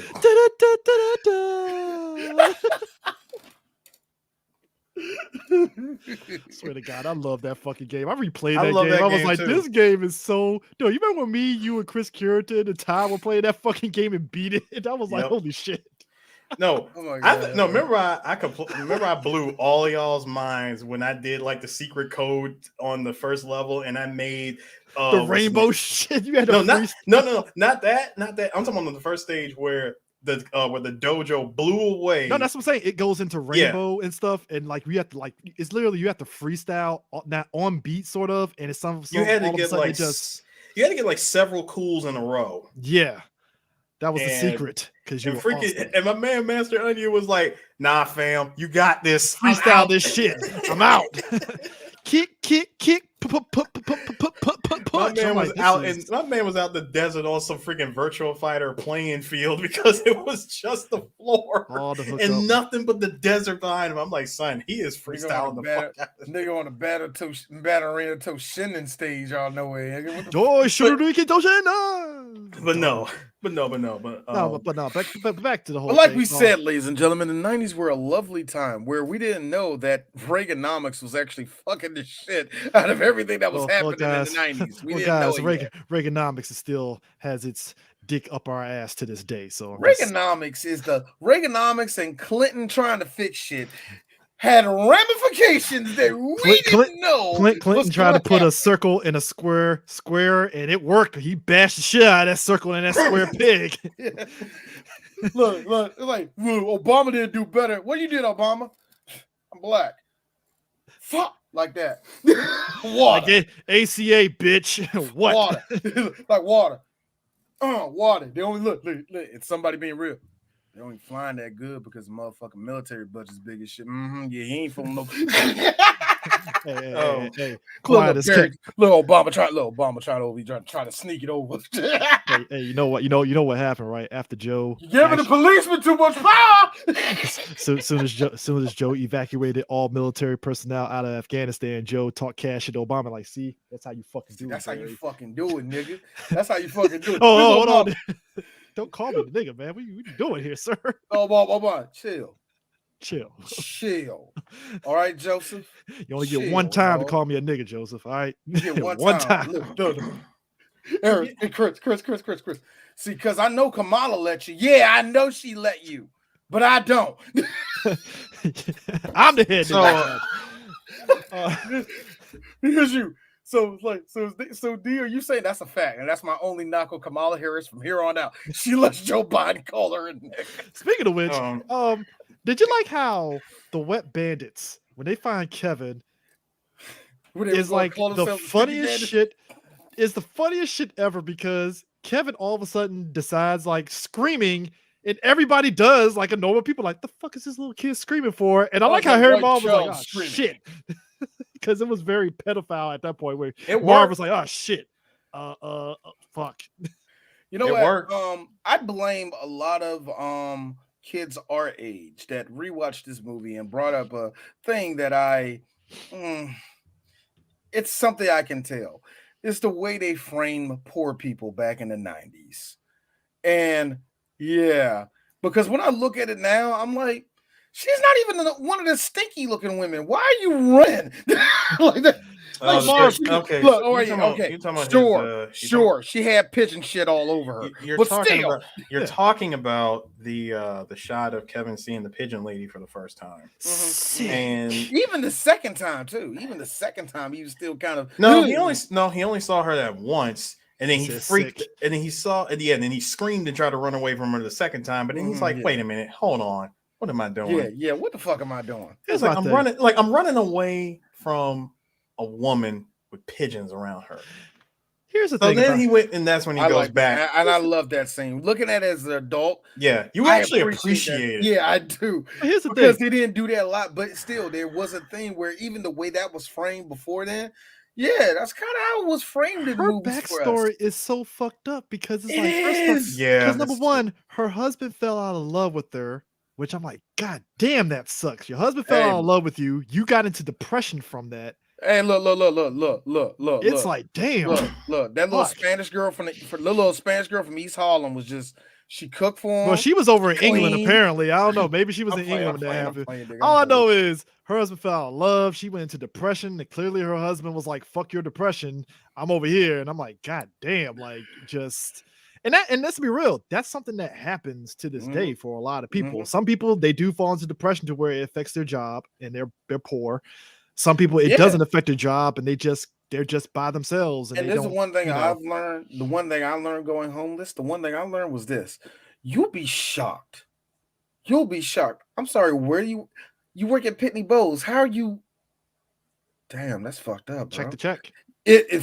I mean, serious check to check. And it's very easy to say, well, your finances. It's not even that. What I've learned, our parents didn't teach us one thing. Unpredictability.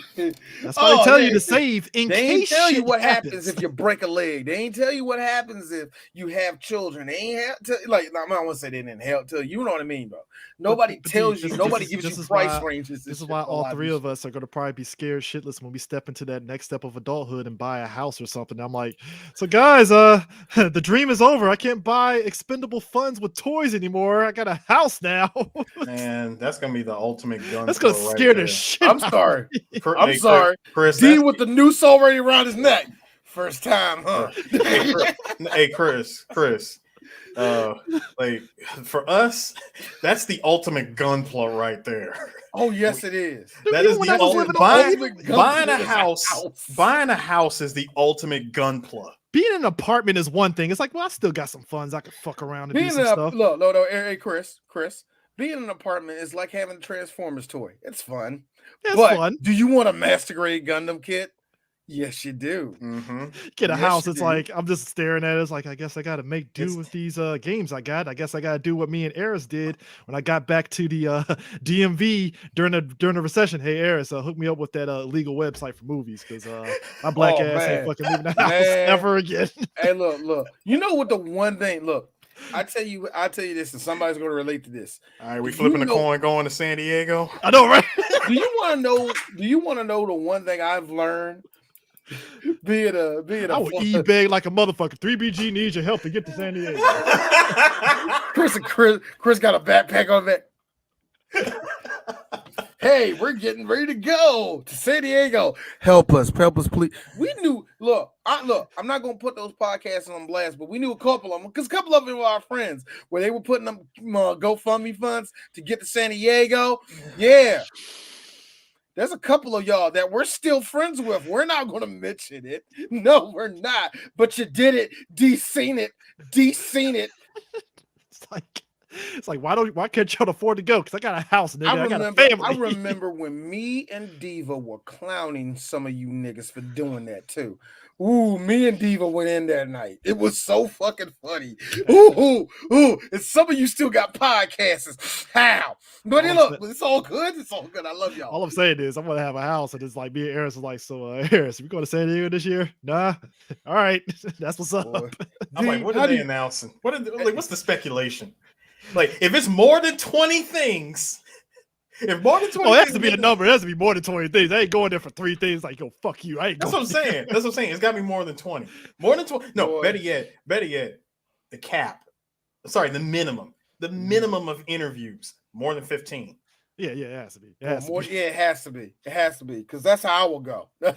Yeah, I'm on it. I'm already on the cap limit when it goes to any flight that requires me to go past Chicago. I'm like, understand. So how long? What we doing out there? Understand. All three of us have developed a system in terms of eating to where we're not cheap about eating. We just take advantage of what's thrown in front of us, and you work with that, which is how you're supposed to do when you go to cons. You work with what you're given, and that's it. And that's how you do it. I will say this though. We did not take advantage of D. D had his food stamp card on him during that weekend. Oh, D went to the grocery store. That was the GOAT place. I did give y'all like some Gatorades and shit one day. No, we didn't take advantage of it the way we should have. I should have been getting a phone call from Angie. So fuck your kids, huh, nigga? That's what we should have got. I didn't take But that's the thing. So at least I know on that note, we be fine food-wise. I'm like, we got a plan. We're good for food. No, here's other shit. Chris. Now, see, you said it. Yeah, DA, you still got food stamps? Nah, I made too much money now. What? I made too much money now. How the fuck you do that to us? I do it to y'all. No. I already got my listen. I already got my full plan. You wait. Like I get up extra early. Hampton Inn. I get up extra early. Go downstairs, get breakfast. Get ready. You want to talk about efficient nigga? All three of us were efficient. Man, right? Eris would break. Eris, I swear to God, Eris, it'd be 6:30 in the morning. Hey, Chris, get up. We gotta get breakfast. I'm like, give me 30 minutes and I'll be down there. Fuck, man. I remember the second day. I was the first one out because I woke up 3:00 in the morning and both of y'all were knocked out. So I wake up 6:45. I tap Chris. Chris still knocked out. Where is it? He downstairs. You're like, you might be downstairs. That type of shit. I walk down there. I'm still wearing my motherfucking nationals all PJs and shit. This nigga's fully clothed, ready for the day with a piece of toast in his mouth.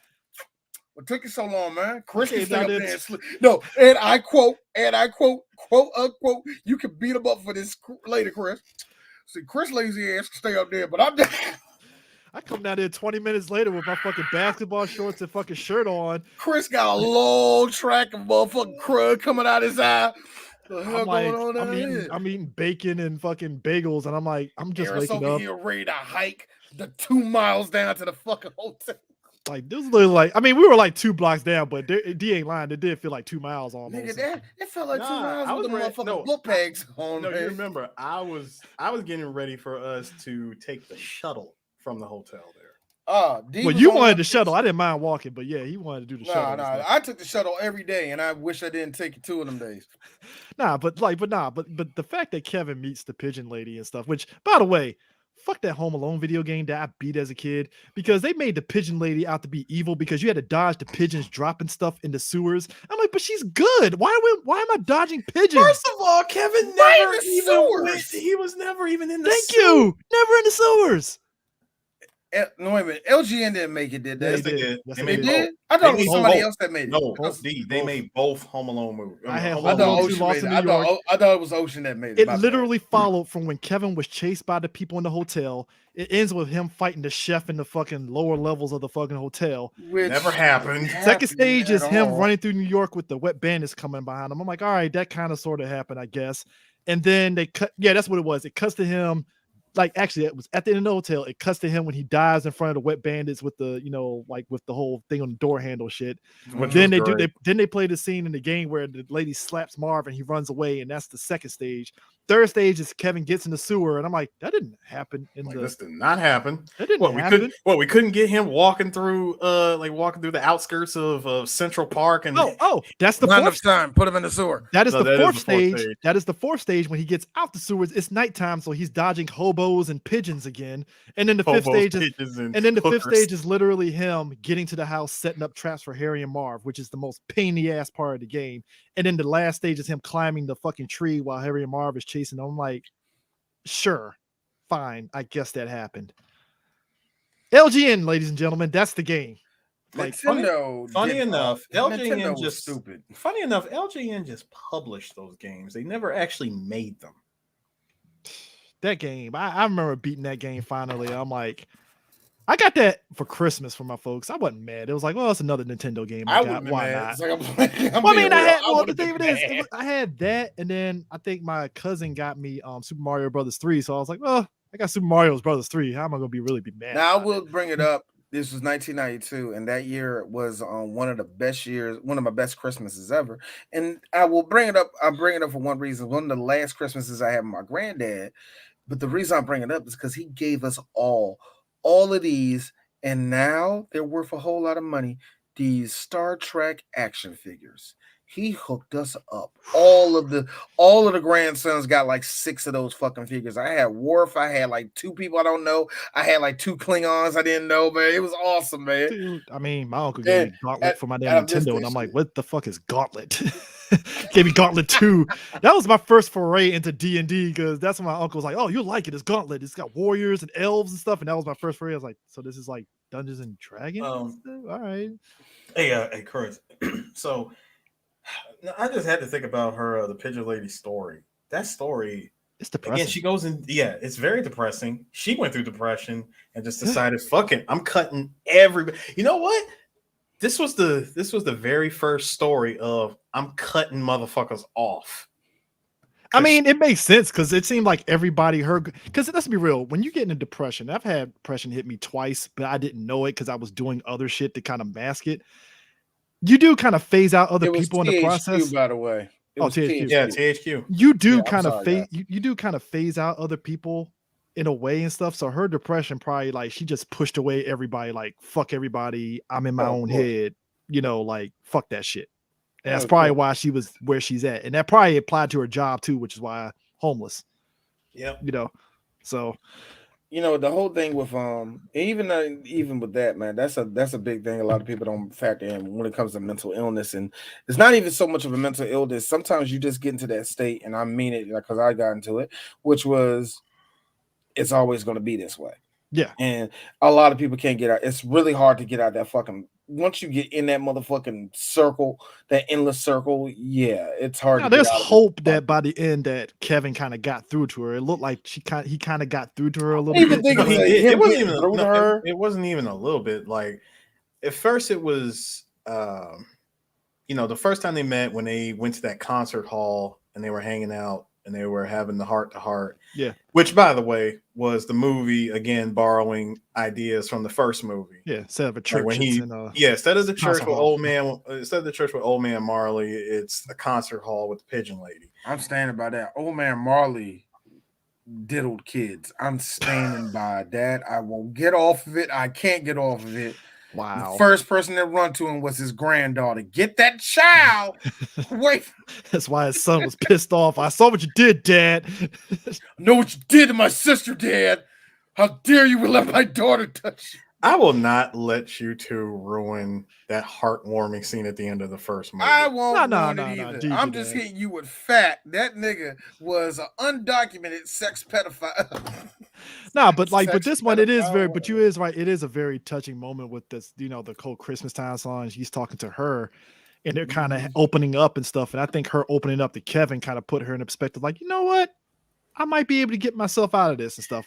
Now I'm glad the movie didn't do the whole, oh man, she's not poor anymore, and found a job. No. Like Mr. Duncan hooked her up with a job or something. You mean the Disney turnaround? Yeah, like Mr. Duncan magically gave her a job and she's all cleaned up and shit. I'm like, so did she marry Mr. Duncan now? What happened here? Like, oh my God. Right. Hold on. Do you know that this movie could have really did that married guys. That almost happened.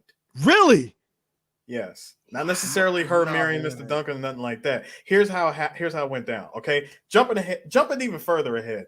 You remember when she saves Kevin by throwing the bird seed Kevin, on the run. Yeah, the Kevin run scene in the birds and all that shit. When the cops came and fired off the warning shot and they they grabbed up the wet bandits and took them away. The warning shot. That ADR warning shot, by the way, because we saw no flash from that gun. Random hobo on the bench is all freaked out like, oh shit. Anyway. One of the cops is supposed to know her. And they see that kind of sort of would make sense in the context of like how community No, but I mean go ahead. Go ahead. Sorry. No, I mean like they know each other and they decide to what was it?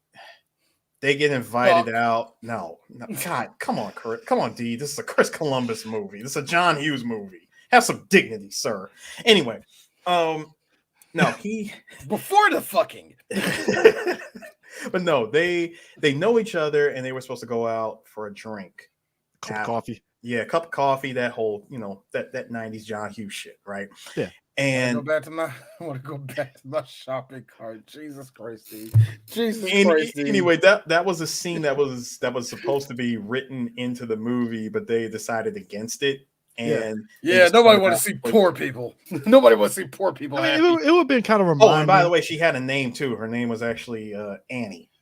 Agatha. I thought it was going to be Gwendolyn or some shit like that. She was British, so it was like that sounds like a name, Gwendolyn. Like, oh, I'm Gwendolyn. But that was her name. Like, that was what her name was going to be revealed to be, like by the cop as Annie. Like he recognized her or something, and they found their friendship right there, thanks to Kevin. But then that would have completely mitigated the whole point of Kevin giving the turtle dove to her in the John first place. Hughes backdoor pilot to Mary Poppins using the Persian lady. I'm actually Mary Poppins. Stop it, because that's exactly who she's supposed to be based on. Dude, the only thing missing was the fucking umbrella and then her magical. Her character. Well, don't you know, Kevin? Christmas lives in us all. Her character literally was based on the old bird woman from Mary Poppins. I swear to God, folks. Years ago, I put up the meme after watching Mary Poppins Returns with the fucking tuxedo mask. Like, my job here is done, but you didn't do anything. That is Mary Poppins Returns, period. It's like she didn't do shit. She was just there singing songs, and I'm like, what did she do in this movie again? I'm sorry. Look, Mary Poppins Returns was made for a gay guy that died 20 years ago. If you love Hamilton, you'll love Mary Poppins Returns. Hey, look, kids ate that fucking movie up. I give them credit for that. Fine, cool, but yeah, you know what? I see what you're saying, man. It's just there. But like, here's my thing. Kevin goes through the address book. And he finds his uncle. His uncle had a place there. Now his brownstone is renovated, which I'm just gonna say it, gentrification like a motherfucker, because that whole brownstone he just got the money just to revise the whole brownstone. Mind you, Chris, mind you, that whole brownstone being renovated is one thing. Do you know that thanks to these two movies, his uncle has been living in Paris for like the better part of 2 years. Thank you. While that house is being renovated. Is he renting that? Is he renting it out? No, that's the thing. This is the slowest renovation ever. So let me get this straight. So not only does his dad have a strangely large house that doesn't match the job that he has, and we have an uncle who's been in Paris for the last 2 years that has a brownstone in New York City, in Manhattan. Eris, the Chicago mob is involved. The outfit. I don't know where the outfit is, but all we know is that Remo, I was there when he bought that place. Here's my thing about his uncle's place. It looks like a place that's just getting renovated, and they're bullshitting because it don't even look like they even started on the fucking place. They laid no foundation down on that like renovation. I just see toolboxes and vibes. That's it. Like it's like you can tell that the contractors weren't there since September. You can tell. He's in Paris. We'll just tell him that we did some fuck stuff. This dude, man. Did the check clear? All right, man. Cool. I did, man. Where's Bond, kid? Let's get the fuck about here. Let's go to the DOS Effects concert. I can say that the contractors did attempt. DOS Effects. I can tell that the contractors did attempt. They did attempt to do. Hold on, they did attempt to do something because first of all, who the hell just leaves a whole ass Craftsman tool set like the whole white contractors, a white native that's like Tony Danza. I'm gonna say no contractor would do that. That's what I'm saying. No contractor would do that. Who just leaves that? That was his uncle. Correction. That was his uncle. A contractor from Long Island wouldn't do that. Gotta specify that here, folks. No, I don't think a contractor from Brooklyn, Queens, Harlem, Yonkers. I don't think none of them would do that. I know who did it. The contractors from Staten Island, ain't he? Man. Oh, yeah. What? Some fucking niggas come up here. We just gonna blame it on them. Just gonna say this. He said Staten Island. You can't get mad at me. I'm just gonna say this right Staten now. Island. I already know New York is famous for rats. That whole place like it's infested with rats. Oh my god, man. There's a rat nest in there somewhere. Speaking of look, when Kevin opened up the not in one spot, but several, multiple spots. I'm talking about that basement. Psh. Boy, that basement. If I ever set foot in that basement, I would need my entire body. Everybody tuck the pants to the socks. Open up the door. I say we open the door. Like, I hear a whole lot of noise down here. Opens up there. Don't stop. Pump that pussy. Let me see that doo-doo. Look down there. You see all these rats and one rat twerking in the middle. All rats. Go. It's like that fucking scene from Tom and Jerry with Tom is playing. Eris. One cat. Look, one rat on a dirt bike. One rat on a dirt bike doing wheelies. Like Jerry and Tom, that Tom and Jerry move where Jerry is playing with fucking Ludacris and shit when old girl was knocking on the door and he had a towel on and all of a sudden she's asking for money. He just shuts the door like, fuck no, we're not doing that shit. Like, nah. Yo, Jerry had me dying, man. Nah, it's just look. It's already enough. We get rat infestations in DC at DuPont Circle. And I'm like, what is that squirrel? That ain't squirrel, nigga. That's a rat. Squirrel and a possum. I turned to Martin like, there ain't no goddamn dog, Gina. Ain't no puppy, Gina. Ain't no squirrel, Gina. No. Hey, Eris, remember this one? Hey, Pam. Remember that time we went out to the roof and I fought your cousin? Yeah, Martin, I remember that. I take it back. I got barbecue pigeon on the stick. God, that was silly. What's the best part? Which is better? Gina being a good girlfriend. Get him, Martin! Get him! Or her being get his ass, pal. Knock his ass. No, D. It's the fact that Gina was a damn striker in that situation. Because she would just come in like a freaking Marvel assist and just throw in one hit each time. It's like, oh my god, peace. I just love it. Get him, pal. Get his ass out. No, but Kevin to get into the house, he goes through the thing where they basically throw away all the stuff into this big trash bin and stuff. I've seen those before. 1-800. Because I think my uncle down North Carolina had that for his house. They had renovated and stuff. Yeah, they get a big ass dump truck. They gut the whole thing out, throw all the drywall in there, throw everything in there. You know that. Yeah, they throw everything because it's better than just getting a trash bag and throwing that shit in there. And you got like 18 bajillion trash bags. It's like, nah, throw that shit in there. So a ghetto trash chute. Yeah, basically, it's basically. See, as a kid, that looks fun. Like, yay! Yeah, it looks fun. It definitely looks fun. It looks fun, and then all of a sudden you hit that fucking drywall and shit. It's like, shit, nails, fuck, it hurts. Is that a loose fork? I'm talking like this. Well, son, you got tetanus. So Kevin goes up in there. No, let it be some old ass drywall. Asbestos. Like, so Kevin decides, and I know what we're saying right now. Zoomers is like, y'all had to deal with all that shit, dog. We dealt with it. Hold on. We dealt with it, and we survived. Hey, dog, we played street football, and you might have scraped your knee, and you kept playing. It's funny. Going. It is funny though. Look, the younger generation, no matter what it is always going to be a little bit softer than the one before because they got different things. Yada, yada. But I will say this: millennials, we do have a good pregnant gap between these niggas because these niggas don't know what outside is. And hold on, no. Let me specify. They don't know what outside is without a phone. To leave the house and say, I'm going to be there in 15 minutes with no way to track you. You know unless you had a watch. If you had a watch. No, here's the best part. You know how you want to know how you knew it was 7 o'clock at night? Street lights come on. Mm-hmm. Well, see, that's tricky during the summer. It's tricky during the summer. And if it's daylight savings, that's even worse. Yeah. I don't know, man. But like I said, certain survival tactics, everybody, like, good example. Like, so y'all guys would fucking die if we lived in the 70s? You fucking right. We probably would have been one of them kids to drown. Latchkey kids are a thing. It's like, yeah, you see the movies where the kid is home alone making peanut butter and jelly sandwiches, and that's dinner and shit. And it's like, your mom's working a double overtime shift at the hospital. Good luck on dinner tonight, guys. And the one thing I learned, hood latchkey kids are different from white latchkey kids because I have learned this one thing. Y'all do shit that will really get you in jail. We just fucked too much. That's all we did. Hey, I learned firsthand. Like, look, I wasn't a latchkey kid. My parents definitely didn't let me roam the street, but they kind of sort of did during the summer. It was just one of those, stay in this neighborhood. Don't go to the neighborhood over. I like how Kevin McAllister, who was the white equivalent of nigger rich all his life, somehow got these Saw-like tendencies of just knowing where to put traps. This man decides, okay, after hearing the plan of the wet bandits, all right, I'm gonna fucking lead them back to this house.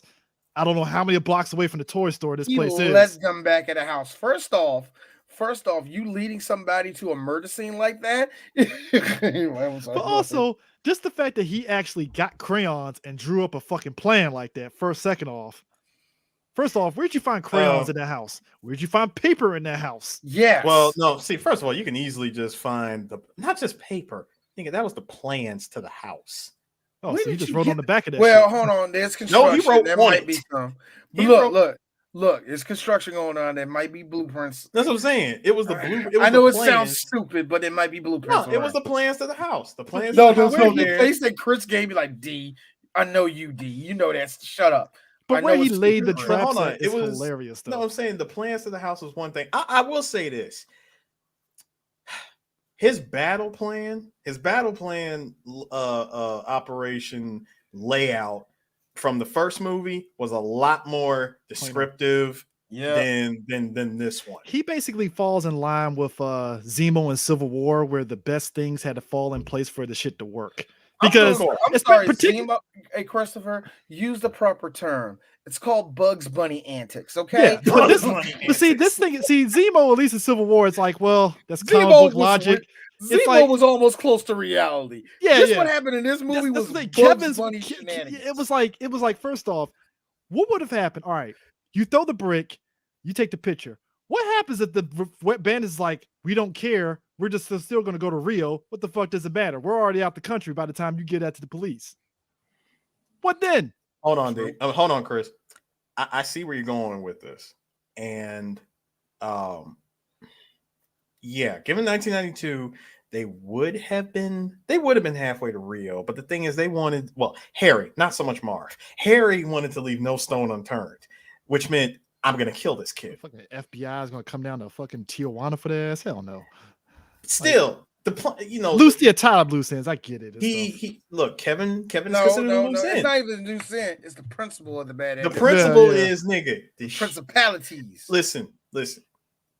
killing this kid has been on my vision board for the last 2 years. Okay, Now, ever since we got caught and got outwitted and steamrolled by an 8-year-old, I'm not letting that go. I'm just saying here, I can't go back to Jersey no more. Marv, look. You want to talk about rollover? The fact that this whole sequence at the house, as a kid, I laughed at it. Now it's like, man, this is cruel.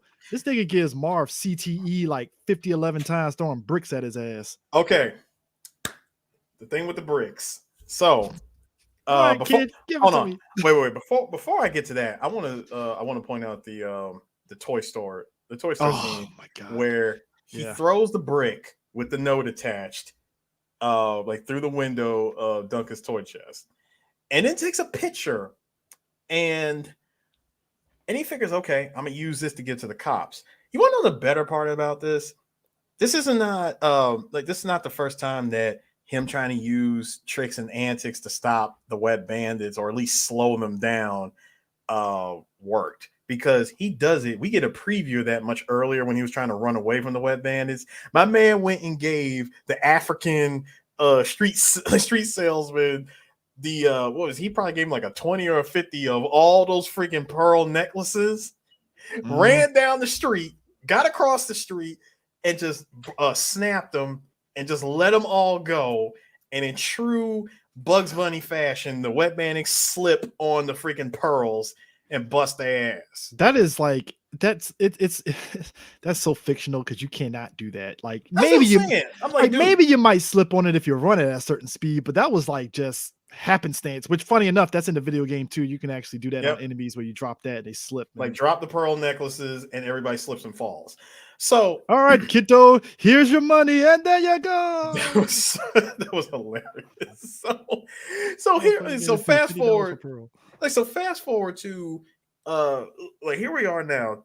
Does he sets off the alarm by throwing the brick through the toy store window, right?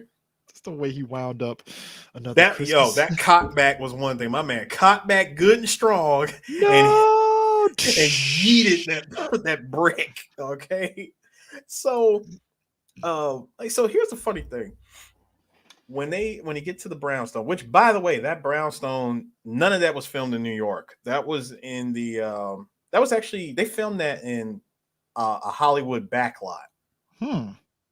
That's like they like that whole set, including the neighborhood, they built all that on the Hollywood backlot. Wow. Okay. Yeah.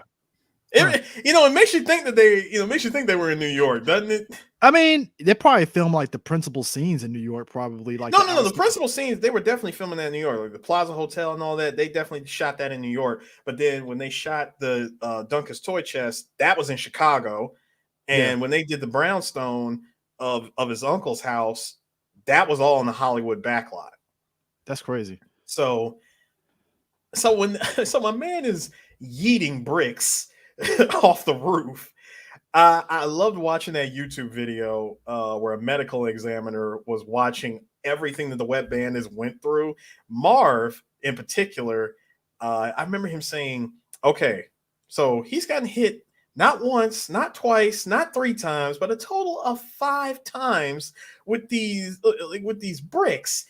He should either have like a major concussion or at the very most dead. At the very least, he should be dead right now. He's like absolute brain damage should have taken place with each of these bricks always being a direct hit to Marv's head. Dude should have full brain damage. He should be dead at this point.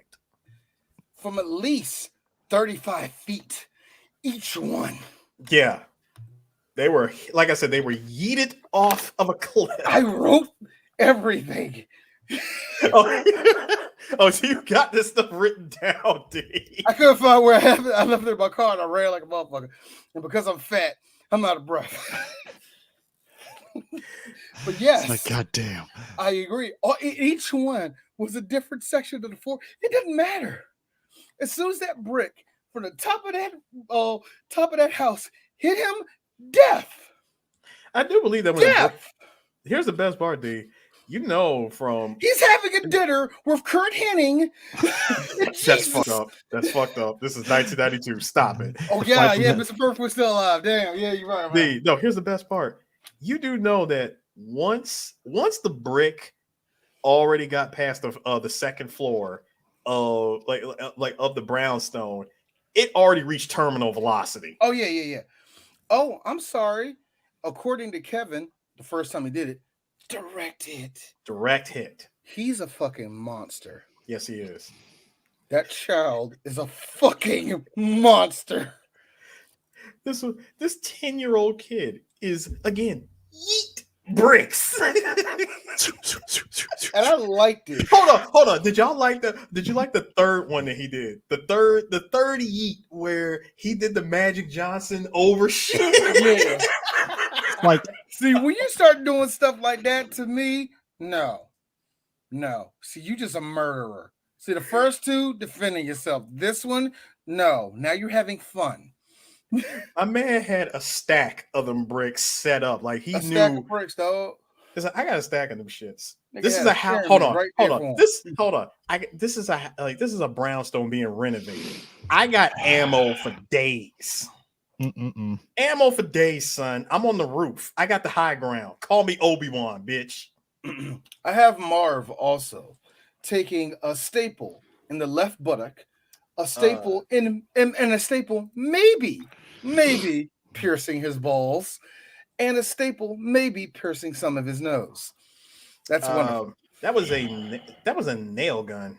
Oh, that was a staple. That was a staple. It was a staple gun because his nose is like that. Yeah, you're right. Yeah. It was a staple gun. So he got a staple in the butt cheek. Mm-hmm. And I'm going to say yes, he did get hit in the nutsack. Mm-hmm. I'm going to say yes, but I'm saying no because I hope not. Either way, my nigga, tetanus. Man, that is tetanus. That is also.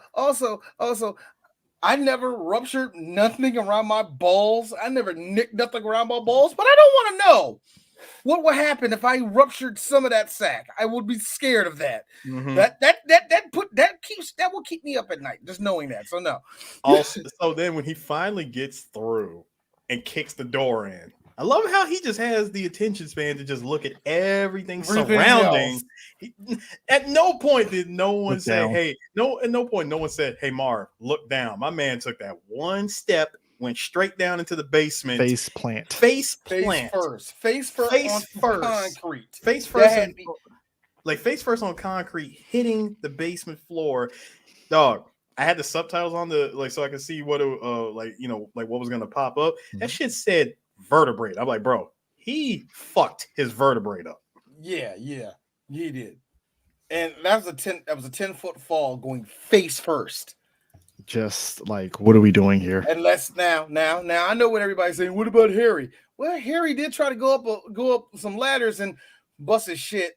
Trust me, Harry gets the least of any of this. He actually, you know what? He gets no. He takes some critical hits. He did. He doesn't take it like Marv took it in this movie, man. Marv definitely got the worst end of the damage being dealt here.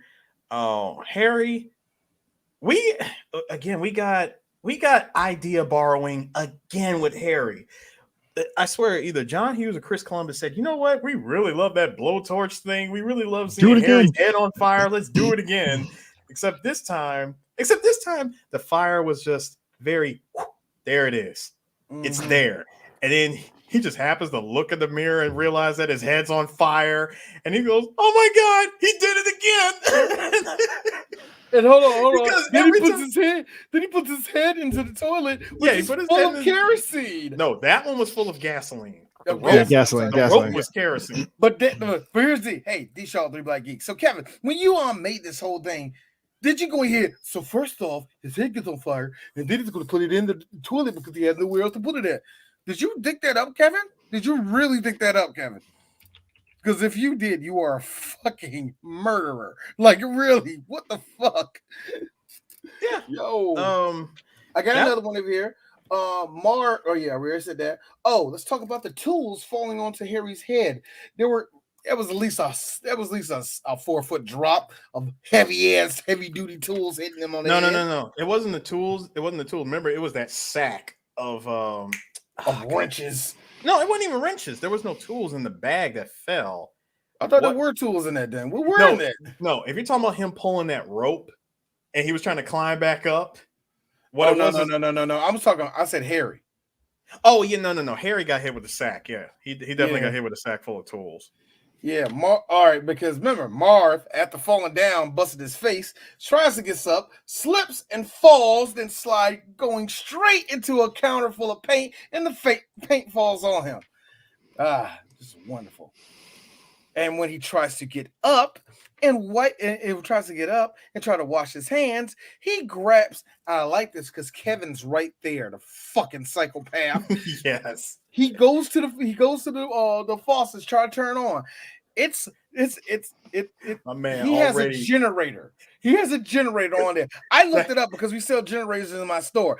I'm just going to give a low estimate. That was 25,000. That was 2,500 watts that just fucking hit him. That is still enough to fucking electrocute. And yet, as a kid, I laughed my ass off. It was like, whoa, it's hilarious. It is hilarious as an adult to see that. When he turns into a skeleton. When he turns into a skeleton, I lose it. Oh, you want to know? Hold on. Hey, D. You want to know what was so funny? Not just all of us, even as adults, laughing at it. According to Daniel Stern, his first take for that scene where Marv gets electrocuted using the sink made director Chris Columbus laugh so hysterically he couldn't yell "cut" even after Stern had collapsed on the floor and finished the scene. My man, he couldn't yell "cut." That shit was hilarious. This is one of the reasons why, and I suggest everybody go back to that. It's actually a pretty damn good episode we did. This is the reason why we did Bushwhack. Daniel Stern, he deserves more credit. He should have been a bigger star than he was. By the way, dude, he just should have been a bigger star. By the way, and I think we mentioned this since we mentioned. I'm gonna get to that in a second about Harry's core strength, but no, this core. I think we mentioned. I think we did mention this when we talked about Bushwhack. Didn't we say that Bushwhack seemed like a spinoff of Home Alone?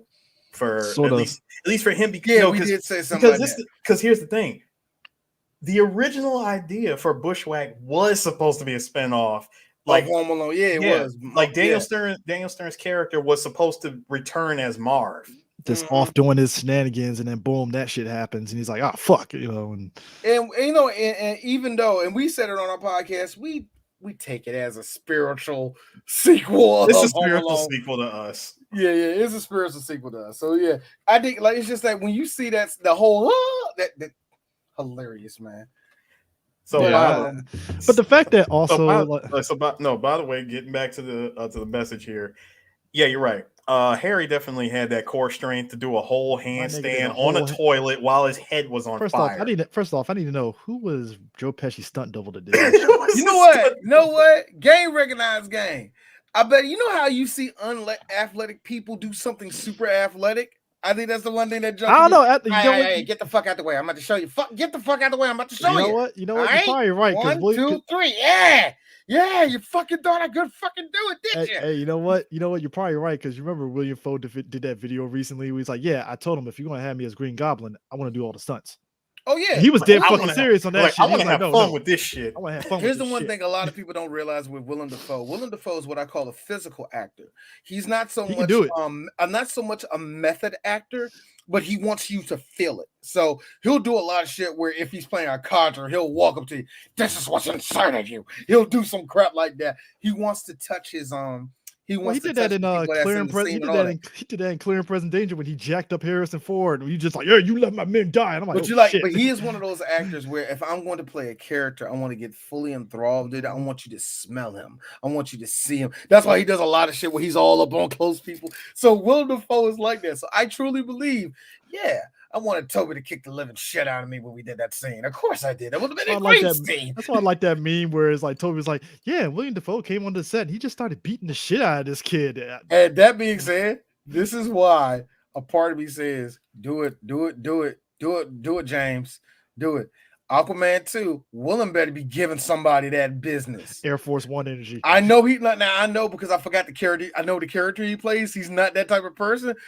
Let him get a punch in. That's all I'm saying. Well, he got a punch in when they were in the first movie when they were in the ship. Dolph Lundgren's people. Yeah.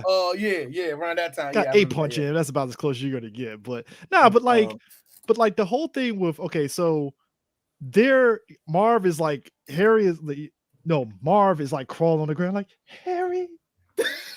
Harry. It wasn't even, and we're not the scene before. No, the scene before that was the best because when he got up and was like, "Wow, what a hole!" He took 2 steps and came across the soap. My man bust his ass and went full slide. Slip and slide, baby. Like into the freaking into the stair with all those damn paint cans. Motherfucker tasting lead paint in his mouth like that. Heavy old basement paint. I just like how he did the makeshift, stairs to get to the second floor. It was all like, yeah, shaky. It'll work. It's good. Dude. Not just the stairs. He had to put together the most rickety ass. That's what I'm saying. It's the most rickety ass shit ever. It's like, no, it'll work. No, the shit that he used to get to the top was one thing. I'm talking about everything that was holding up that last piece for him to climb. That shit was all rickety. The one other thing, Eris, this is another big hit. Marv trying to get up that motherfucking rope. He sees the rope. Yeah, he pulls it. He was like, I'm coming up. Yeah, I'm coming up. He does it.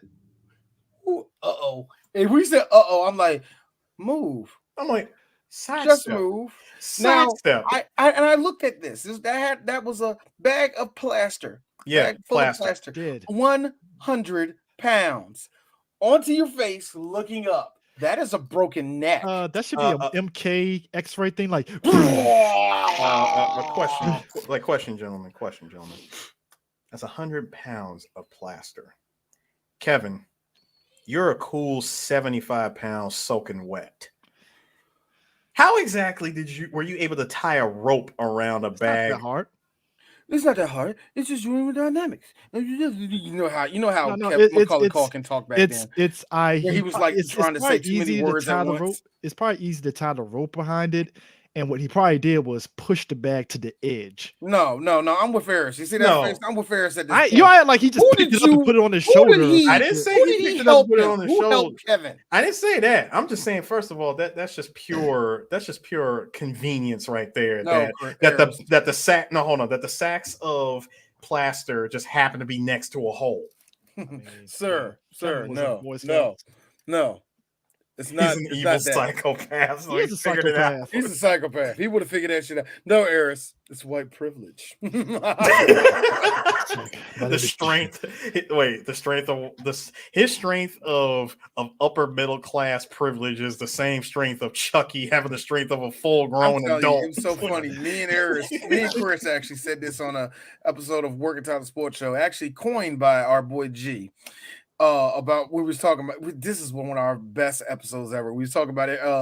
No, this is actually the episode we did on Thanksgiving. It was all 3 of us with the League of Assholes. I remember when G said it, he was like, "Man, I tell you, man, Aaron Rodgers and Jordy Nelson got motherfucking white privilege on lock. Man, you see this shit? That motherfucking Aaron Rodgers threw the ball directly in the sky. Jordy Nelson stood in the end zone and did this and it fell in his hands.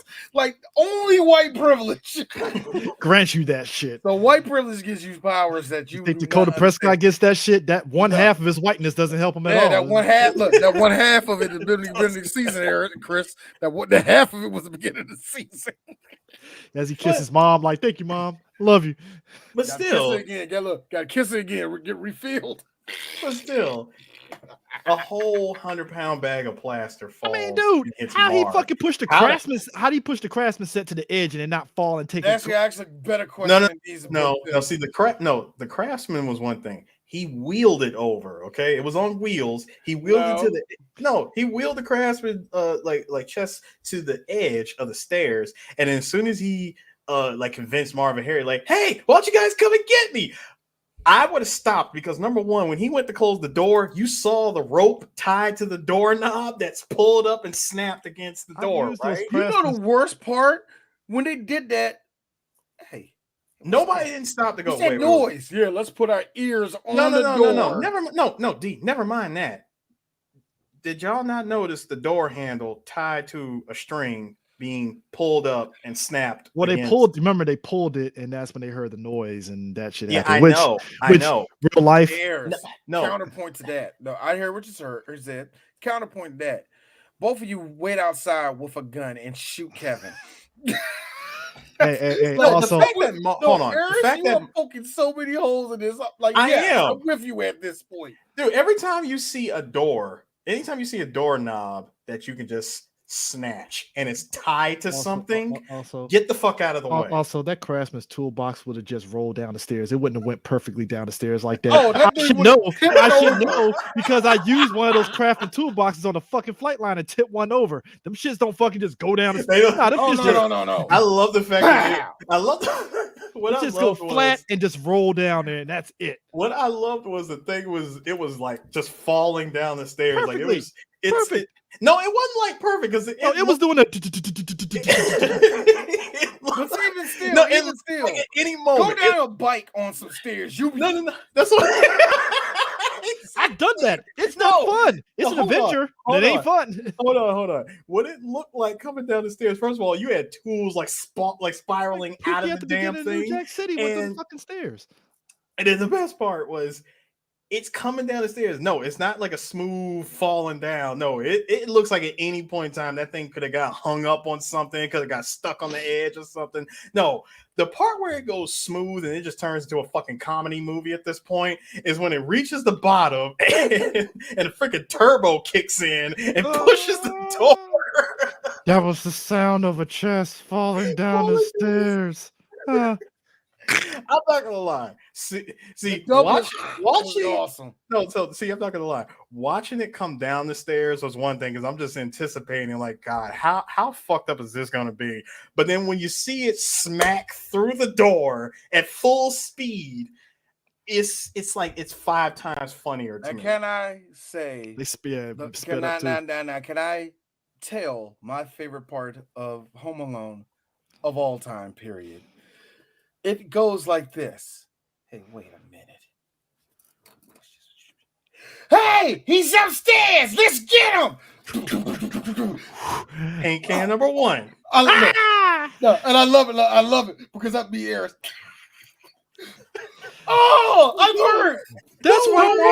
Don't worry, Harry. I'll get him. No. You forgot how you said it. Don't worry, Harry. I'll get him. Get him. So I like it because this move right here. All right, let's get him. All right, let's get this nigga. And all of a sudden, all right, no. For whatever reason, I always forget that Macaulay Culkin cleared this fucking pipe. He cleared a pipe. It's more of just the fact that he throws that over. Here's my thing. Oh my God, it's Looney Tunes. It is low-level comedy, but it's golden. I love that scene. Think about it. After all the shit, after Harry and Marv are on a burning rope and fall down into the paint, can you imagine Kevin's uncle goes back to his place to see what happened and he just sees all that destruction? I'm gonna get these goddamn contractors. Motherfuckers think I'm playing.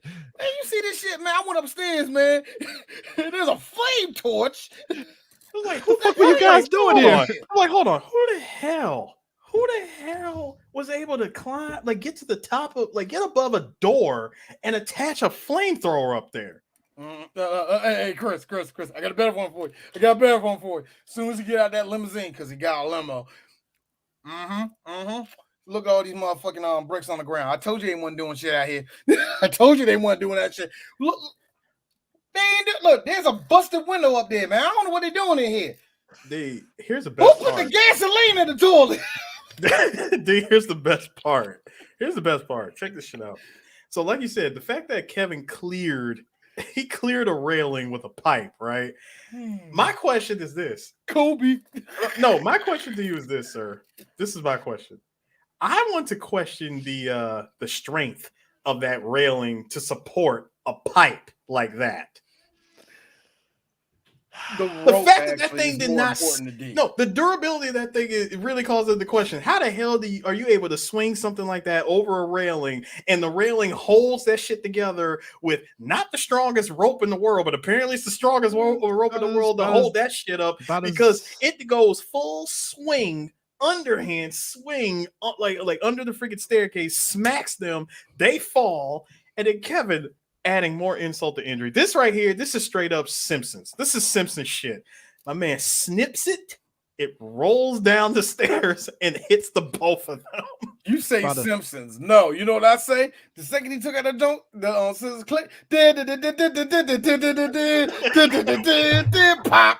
I mean, it's about as durable. It's about as durable as when you see a big dude that clearly should be wearing that small ass shirt, but that shirt's hanging on for dear life, and you see the fucking shit like stretched out and shit.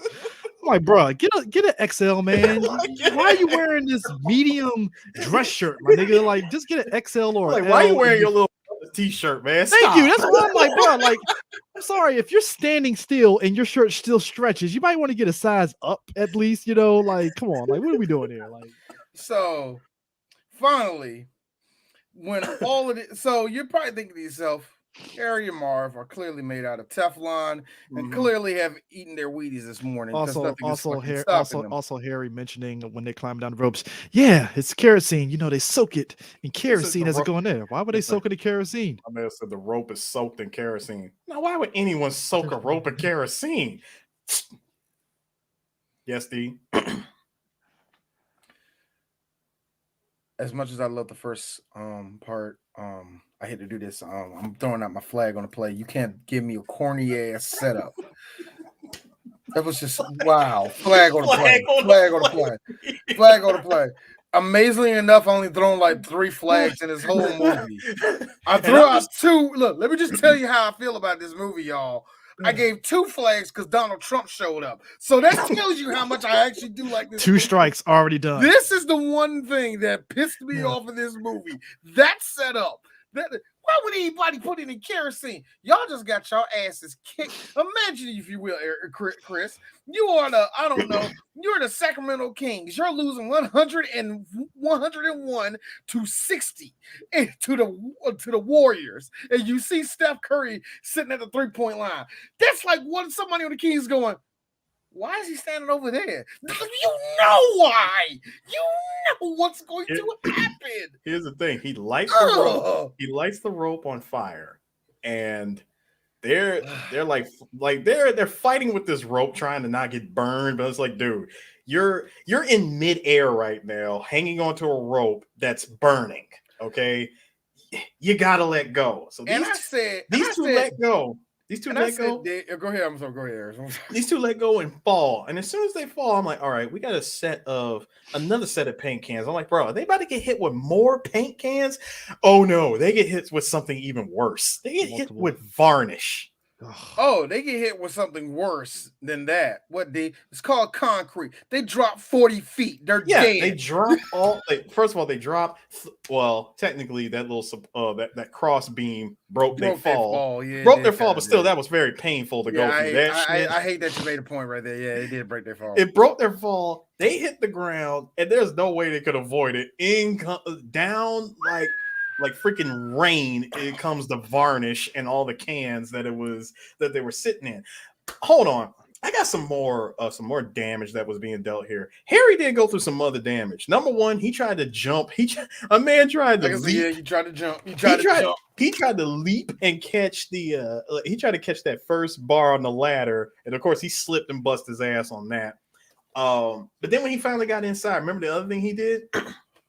Marv catches Kevin and says, Harry, he's in the living room. It's like he's going up the ladder. Remember, he sawed it like 90%. Oh, yeah. He sawed 90% of the ladder. My man climbs, putting all that adult strength, that anger. He put all of the anger of Goodfellas into that climb. And he's climbing up the ladder, and as soon as that ladder snapped, I'm like, oh yeah, he's done. My man goes again, face first into the floor with the ladder. As a dude that has fallen face first off a ladder and falling backward off a ladder. I don't care how high you are, it hurts. It just hurts. No, here's the worst. I fell 8 feet backwards. No, and I fell at least 6 feet going forward. No, either way, it hurts. It don't matter. What made it worse is he didn't just fall off the ladder. He fell with the ladder. With the ladder. With the damn ladder. With the ladder. Look, all I gotta say, that was wood. He all right, man. Because that shit was iron. Clink! CTE. Here's what gets me though. So like, that was a DeWalt. It'd be over. Here's my thing. So Kevin already got like a 1 mile, 2 mile head start on these fools. Calls the cops. These motherfuckers are limping and catch him. Calls the cops, tells them where to go, slips on the ice, boom. Now he's out for the count, and Harry Marr found his ass on the side of fucking 16th Street near Central Park and shit, just out. I'm gonna call it. How the hobo not fucking steal anything off of him? I don't know. I'm gonna call it like I see it, guys. Marv and Harry are fucking Terminators. Dude. Yeah. We didn't. Also, the fact that Harry. We seen Bushwhack. You remember he was. Nah, Harry. Literally, when he rolled out the toy store, got launched into a car and broke his fucking vertebrae on the fucking window of the car. Like, no, you're dead. You should be dead. Thank you, Chris. I'm glad you brought that up. My man jumped on the makeshift seesaw.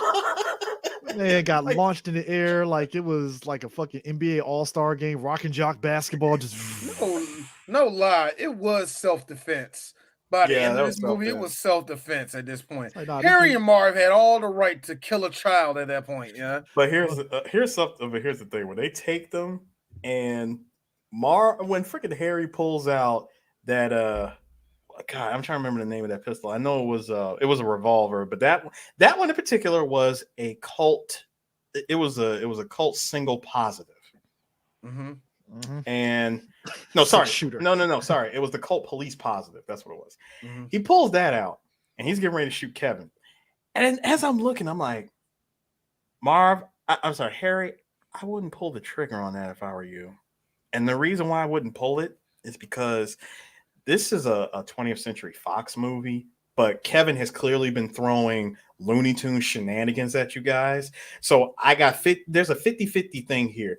It's 50% chance that we're going to get some Looney Tunes shit that's going to happen with that gun, or if we're going to get some Simpson shit with that gun where you're going to pull the trigger and the gun explodes. My man had I was going to say survive, or we're going to get Survivor the Game. Survivor the Game. My man had all that. Rucker Howard and die at the end of this bitch. This dude's pistol got gunked up from everything that they fell in, and he's like, "Come on, Harry, shoot him!"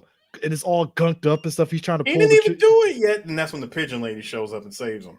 Kevin, run! You should have shot his ass. Thank you. Okay, all right. I'm sorry. Gun butt. Yeah, I wish I could see who said that exactly. That was glitch, probably. That was probably glitch. Maybe, go ahead. No, but I'm 100% with you on that one. We missed out. Harry, instead of you talking, instead of you being a villain and monologuing, we could have got a good gun butt. But I get it. It's a number one. It's a Christmas movie. It's a family movie. It's a Chris Columbus directed movie. So we can't actually see a child get gun butted as much as I would personally love to see it. Well, he's white. I hate the fact that you said I want to see a child get gun butted. I'm pretty sure Macaulay Culkin would have been game for that shit. All right, he's gonna gun butt you, kid. You gotta fucking sell it. All right, kid. Now he's gonna sell it. I ain't talking Ric Flair. I ain't talking Ric Flair. It's like I ain't talking Ric Flair selling it where you're knifing yourself and you gotta bleed. Nah, we ain't doing that. No. Here's the thing, and I ain't shit for saying this. He would be looking off camera, and he would see his father just giving him that stare, like, "You better take that gun butt. Take the fucking gun. Like, take the fucking gun butt." Because remember, I said this many times. Macaulay Culkin's dad literally told Fox to go fuck themselves and not cast his son to come back for Home Alone 2 if they didn't give him Good Son. They're like, oh, you want him back in this movie? No, you're not doing it unless you give him this other movie. Now, here's the thing. I get what his father was trying to do. His dad wanted him to not be typecast for movies like Home Alone. So he figured putting him in something something like as extreme as the good son was going to get him. No. I definitely get it because you want to make sure you want to put your son into something that is going to show off. Show off like Elijah Wood, talent. Basically. Yeah, pretty much. Here's the funny thing: I saw the good son several times. They ain't show off nothing on neither of them children. No, I'm saying like making that face like he always makes. That's what I'm saying. Elijah Wood always had a very varied filmography. Like he did drama, he did the comedy stuff, especially particularly early Disney comedy with him and was it Jonathan Taylor Thomas and shit, and Brad Renfro, that era. So yeah, it was very Macaulay Culkin. Yeah, I definitely get that aspect because now you don't want to be put in like, oh, he's the Home Alone kid, and then it's like, he didn't want to be looked at as like he didn't want to be family ain't stupid, but his dad didn't want him to be looked at as just the child star who's just the Home Alone kid, and if you try to put him as something else, like people ain't really going to take him seriously. Getting even with Ted, or worse yet, they're only going to remember him for this. They would only remember him for that shit, and so I get it. You wanted to get joke funny, you wanted to give him range and stuff. So I have to say this, and I have to be that person. So we all know Macaulay Culkin as the Home Alone kid, right? That's what we all know him, right? I still remember him as who mentions anything about Macaulay Culkin before. Don't say Coke before Home Alone. Does anybody mention any other movie before Home Alone went up? The only thing he was in Planes, Trains, and Automobiles for a hot second. Yeah, but nobody mentions Home Alone, that. Though. I mean, it's like Michael J. Fox. We know Back to the Future and Family Ties off rip. Like immediately. That's what I'm saying. And he was in that other TV show. Oh, I know, but it's just Back to the Future and Family Ties are like off rip, like boom. Maybe maybe if you're a white, Spin City. Teen Wolf, Well, Teen Wolf, but Spin City. No. Spin City for the older white folks. But still, you're going to Thank you. Please tell me that was glitch. Page Master. I remember him for Page Master. Master. Okay, cool. You're just naming movies he's in. I said what he's known for. Yeah, that's what I'm saying. What's the first movie you're going to say? Put it this way. If you're putting them, if you put them up at Awesome Con, Macaulay Culkin from Home Alone. That's the first thing they're going to say. Yeah, of course, everyone's going to see him as Richie Rich. You're not going to see him as Page Master. You're going to see this. I would see him as Richie Rich. I would I would do it on purpose. I will name the other movies that he was in. The guy from Awesome Con will look at you like, get the fuck out of my office for putting that picture up. And it's already bad enough. I wouldn't put the picture up. I'm just saying that if I would. I give you money. I'm not gonna give you money. I give you credit. You're not going to be like every other simple blurred girl. I remember you was in My Girl, and you just made me cry because I thought the relationship that y'all had was. Here's Macaulay. Yeah, it's $14 to take my picture. Come on. Exactly. I mean, Macaulay Culkin is the coolest, yet at the same time, don't waste his time, guys. Come on. And yet this motherfucker got with Brenda's song. Yeah, he did. The glow up was real with him because let's think about this. After years of him dating Mila Kunis, he went from Mila Kunis to Brenda's song. My man's doing good. This confirms. This feels like it's just confirming. I'm being honest with you. I see that as a linear line to me. It's like. I'm sorry. It's a straight linear. It's a lateral move, basically. It's a lateral move. Look, hey, Chris, go ahead and say, go ahead. But at least she washed herself. I don't think Brenda does either. No. The only thing it does, it just further. Give her a full buck. She's a two twice a week. Not to get real with this, but it just further proves that whole thing that people don't like talking about, which is Asian chicks love white guys. It just is what it is. Yeah, there's that.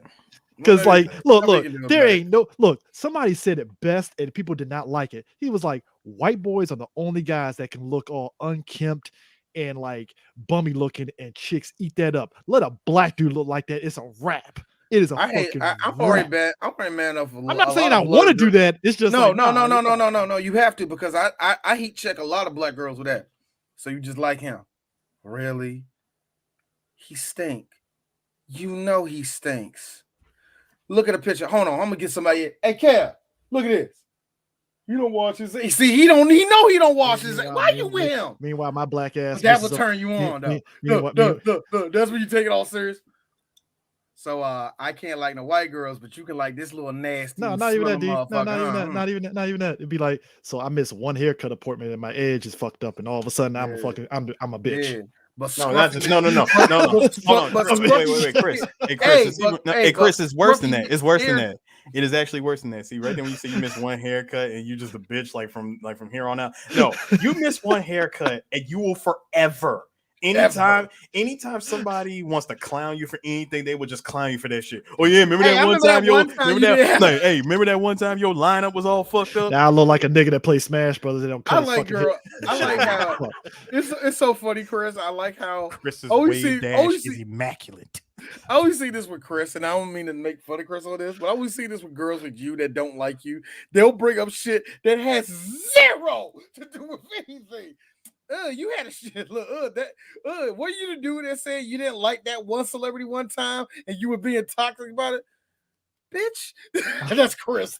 No, I'm just like old boy in that song, smoking out the window. This bitch, like really, like I didn't. But yo, here's the thing. But it still gets me. I think it's a linear line. But yes, I will give, like I said, shout out to Macaulay Culkin for somehow etching out a very, very small career, but having love from all of us that grew up with him. You know what I mean? Him and Haley Joel Osment, everybody that's a millennial, we let them motherfuckers eat free. First off, do not mention Haley Joel Osment because every time there's a new Kingdom Hearts, he's like, oh my God, thank you. I'm still good. I love it because Haley Joel Osment's just getting fatter on me, and it's just great. And yet you listen to Sora, it's like you can hear. I can't see the picture here. No, here's the funny thing. I hear Sora Kingdom Hearts 3, and I just picture Haley Joel. No, I pictured Haley Joel Osment, and I just steal the line from freaking David Spade. Ugh, I could actually hear you getting fatter. You ain't lying. Eating Dunkin' Donuts while you're saying Sora, Donald, Goofy. Sora, Donald, Goofy, just spraying the mustard in his mouth. Meanwhile, Haley Joel Osment is a motherfucker that Haley Joel Osment is the fat friend that you have that says this. Nah, man, I'm eating different today, man. No. You see, it's a vegan dish this time. Like, stop. Meanwhile, David Gallagher out here looking like a fucking Tiger Beat teen heartthrob and shit, got all fucking chiseled and muscular. He looking at Haley Joel like, what the fuck did I do with my life here? No, but I'm serious. No, but you look at something like the glow up is real for McCall. For Call. I mean, Mac, not good for him. I know this is a fucked up joke. Somebody that is Haley Joel Osment's age, Aaron Carter. Must be nice when you don't get molested, huh? Yeah, I'm calling out names. Frankie Muniz is like, man, I ain't even get diddled or nothing. Nah, I'm just chilling. Actually, I gotta be real with you. I think Frankie hiding for somebody. I think Frankie hiding's that. I think there's the reason why he's not in nothing is because there's like he's in limbo right now. Side note, Frankie Muniz, if you look at his career, he never got caught up in any scandals. Mm-hmm. He never got caught up in any bullshit. Nope. I listened to a recent podcast that he did with Steve-O a week ago, and he was like, you know what's crazy? Like, he was like, yeah, growing up, I was into cars. If you ever notice, every time you see them taking pictures of me, I got like a lot of cars. I was really into cars because I was making a lot of money. And I'm like, yeah, thanks for really just throwing that Malcolm in the Middle money at us. As you're saying that, thanks. Appreciate that. I'm fucking poor. Goddamn. But that's great though, man. That's great. Oh, you know who else? Hey, Chris. But Frankie was in the water that day when that girl died. So hey, we need to talk. Nobody wants to talk about that situation. Hey D. Well, sorry, Chris. Yeah, hey, Chris. You know who else was in that same boat as well? No scandals, nothing crazy. Fred Savage. Yeah. Fred Savage. He just wrote and just chilled. Yeah. Even though I feel like him and his brother know who's doing it. You know what I mean? Well, I mean, they grew up during that. They grew up there. I mean, there's a documentary real quick where old girl Soleil Moonfry was talking about that club for a lot of like the up and coming kids of Hollywood, and Fred Savage and their brother were like briefly part of that little group at one point that used to go there along with Jonathan Brandis in them. I know you're talking about that. Yeah. That little weird brat pack that formed in the 90s. They were part of that for a hot minute. Clearly half of them were being molested by a fucking producer. Oh, that was look. So beside though, you're right though. Fred Savage was part of it, but like Fred Savage just kind of diverted off into just writing and doing other shit. It's like he just it's like he saw somebody do one line of coke and said, like, you know what? You know what? I got one for Eris though. I'm going over there. I'm over here. I'll be outside. I'll be in the car. Chris. This is a double whammy on this one. This is a double whammy on this one. When his name got called and those pedophiles saw him, Seth Green, too Jewish. A 12-year-old Seth Green. Oh, hey, wait a minute. What's wrong with me? What do you like? You still got that bullshit laugh. Oh, Chris. No, you know that's Seth Seth Rogen. What's wrong with me? Why you want? I'm thinking Seth Rogen. My bad. You're thinking Seth Rogen. I'm thinking Seth Rogen. My bad. Seth Green. No, yeah. Seth Green. Like, what the fuck, dude? What? I'm not Jewish enough? No. Wait, Hey, D. It's the red hair, is it? It's the red hair, isn't it? No one loves me. D. It's worse. They just looked at him and said, something tells me he's going to do a really, really terrible show with a stuffed animal. Don't worry. He might make another show with full of toys and to be on television way too long. But people cover that. Way too long. But people will cover that show because they still think it's kind of funny. But then dump on Family Guy for doing the exact same thing that his show is going to do. The fuck is a Family Guy? But no. Darius, meaning you made a really good point here. Home Alone 2, the story of a white kid in pre-Giuliani New York. I'm gonna be real. Pre-Giuliani. You are fucking right. It's a Greg the Bunny reference. Yes, it is. Because D liked Greg the Bunny. The first two episodes. The third one was okay. No. You know what? I like how pre-Giuliani secretly killed. Pre-Giuliani, New NYC is just as fantasized as how we were about DC when Marion Barry, like it was Fantasyland and shit, even though it was crack era DC, like New Jack City and stuff. It's hilarious when I hear stories of DC from you guys before I moved here. Okay, look, when you have family members, I really mean it. When you have family members over in Kentland, Seat Pleasant over there during the crack era, oh, you seen some shit. I told you, I lived in the hood. I lived in Suitland, man. I lived right next door to motherfucking Rayful Edmonds, nigga. So my great aunt moved from East Capitol Street at the height of that shit. Let me be real with you. I'm just saying what keep it a buck. I've been living in DC all my life, so I can say this and I can keep it a straight up full $100 with you.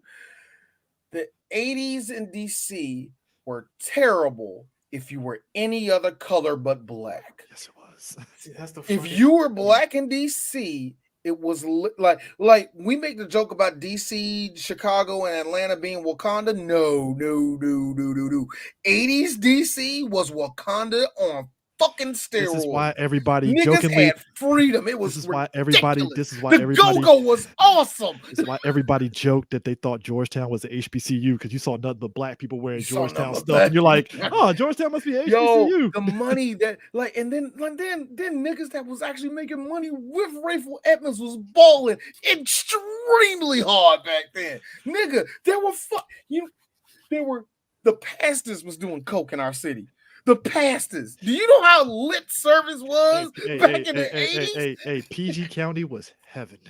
PG County was like black people. You made it. I mean, it's still black people. You made it now. Don't get it twisted. No. It's still black you made now. Got to drive further out towards Bowie to get that feeling. Well, Bowie, Fort Washington, Clinton. Maybe. Don't say Clinton. No. Upper Marlboro. My bad. Don't you ever say Clinton. Upper Marlboro. My bad. Nope. Upper Marlboro. Look. We don't even say Waldorf. Somebody's like Waldorf. Don't you put Waldorf in that? Waldorf wishes it was there. In fact, Brandywine is what Waldorf wishes it was. Like you right there at PG County, but you're not in St. Charles. So it's like Waldorf is the bougie aunt that doesn't cook. Hey D. No. When someone says Waldorf, I give them the Shane look from Goodfellas. Waldorf. No, for real. I want to make this clear to a lot of people. Kid. Look, I'm gonna be real with you. When you look at all the other places in DC, I don't get it. Waldorf technically is a one-horse town. I have no idea why there's so many people. Because white folks sat there and said, "Hey, you niggas, take your ass down south." Hey, Waldorf. Hey, you better not come down to Charles County. Oh God, they're coming. Move.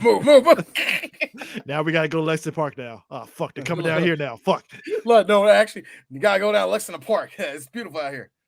God, there's a lot of old black people out here. I don't think that's gonna be a problem. Yeah, but yo, so here's the thing. Kevin's mom, by the way, she chews out Tim Curry like you let a 12-year-old kid scan a credit card, and you Mhm. just scared them off. Which, to be fair, she's right. No, it wasn't. No, see, hold on, Chris. I got you. That whole scene that ran down. Which, by the way, you'd think that they did the like when you look at the pacing of this movie, you would think that they did the whole Home Alone traps and wet bandits thing. You think they did that shit kind of early, didn't you? It would feel that way. It feels like they did it early. I felt like there was way too much stuff in this movie in the first place, but it felt like, come on. Well, because the director did say that the movie was already like 2 hours long. It was it was longer than the first one. So there were things that they were gonna do with this movie, but bigger and better motif. That's all. Yeah, there was things that they were gonna do with this movie, but they had to cut it. They had to make cuts anyway, just because of the fact that this movie was 2 hours. But I felt like after the traps and stuff was done, and even with them, even with the pigeon lady saving him, I was like, oh shit, there's still like another 20 minutes left in this movie. I skipped it. I just saw the makeup part. It's like, good lord, there was this much left. I mean, anyway. Well, hold on, and I got something for that. So the first part where the family gets to the hotel after they found out that he's in New York, they get to the hotel, and Kevin's mom is pretty much everybody's mom at this point, because she is like fuming. She had a black mama moment for a hot second. Was fuming. She's like internalizing her anger right now. She's like, what kind of hotel lets a child like reserve a room alone? The best in New York. No. First it was just that was just the first question, and an old girl who responded was like, the boy had a very convincing story. What kind of idiots do you have working here? The finest in New York. They said see. That's me as Tim Curry at that moment, because I get a little swarmy like that sometimes. The best in New York, ma'am. No. Here's me. What type of woman would leave her child to go on a different plight? You would get savage as hell. I would have went full on. God, what was his name in Fern Gully? Toxic Love, motherfucker. What was his name? Hexus. I would have went full Hexus on her, nigga. What kind of kid? How do you lose your kid in the airport? First off, here's the best. No, you know what's funny? The best part was the cop had the airport security had that same look when they were talking about like, okay, what's the child's name? Get his name, and they were like, where did you see him last? Curbside at check-in, blah blah blah. No, he was actually with us in the terminal. When did you first discover that he was missing? When we picked up our baggage here. All right. Has the boy ever ran away from home? No, God, no. Has he ever been in a situation where he was on his own? No. I love John Hurd. He just nods at his wife like, tell him. Okay, as a matter of fact, this has happened before. This has happened before, and I like how he makes the joke. John Hurd makes the joke of saying, oddly enough, we never seem to lose our luggage. Hold on. As parents, as me and my wife make some joke like that, they did the same thing. Knock on wood.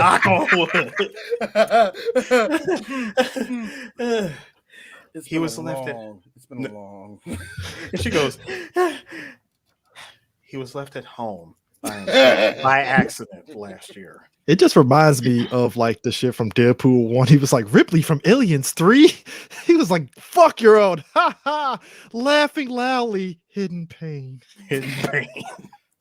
But then, fast forward to the hotel scene.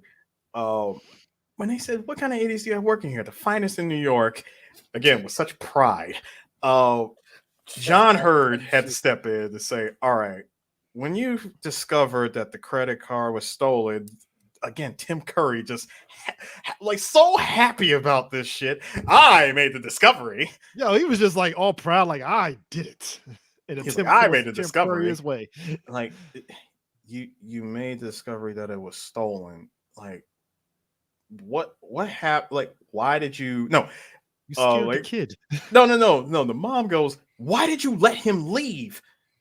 Well, when we attempted to question him, he ran. You scared him off.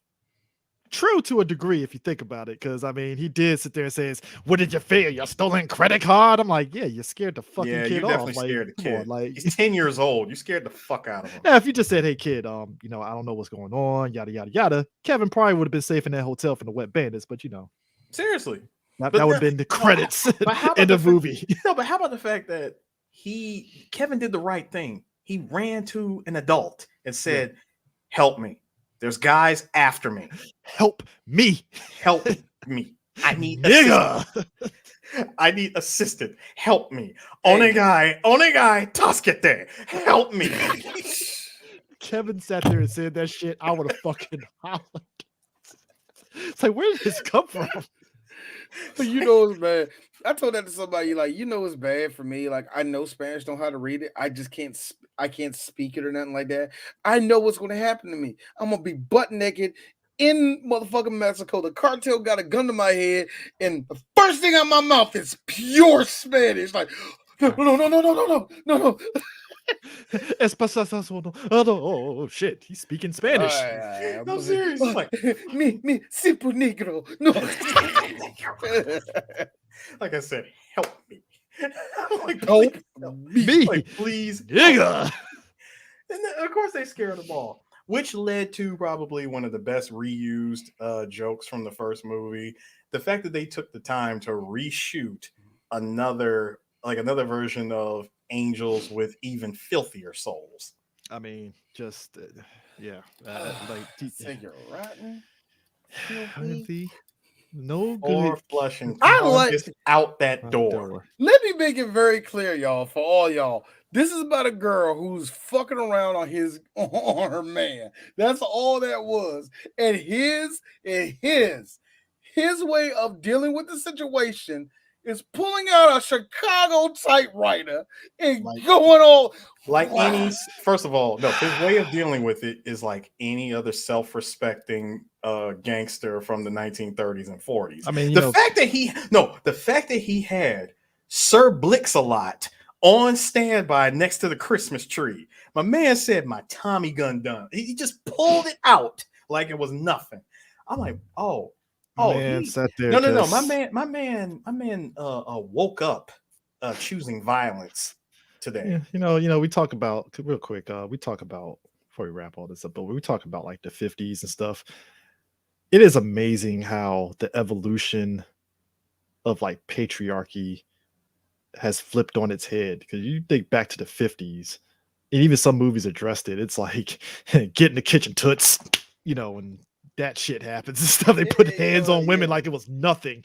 Now you do that shit, you going to jail. It ain't even a nothing. question. Hey, Chris, nothing says good job like a firm open palm slap on the behind. I time travel to the 50s, I'll be that one person like, no, why are you hitting the woman? No, this is not right. Chris, you and I would just be looking at we would look at everything in the 50s going, this like, is fuck my racism for a second. No. What is going on here? No, I'm saying, no, Chris, I'm saying we would just be looking at this shit going, God, this is problematic as fuck. I mean, they're gonna hang me by the tree right in a minute, but this is not right.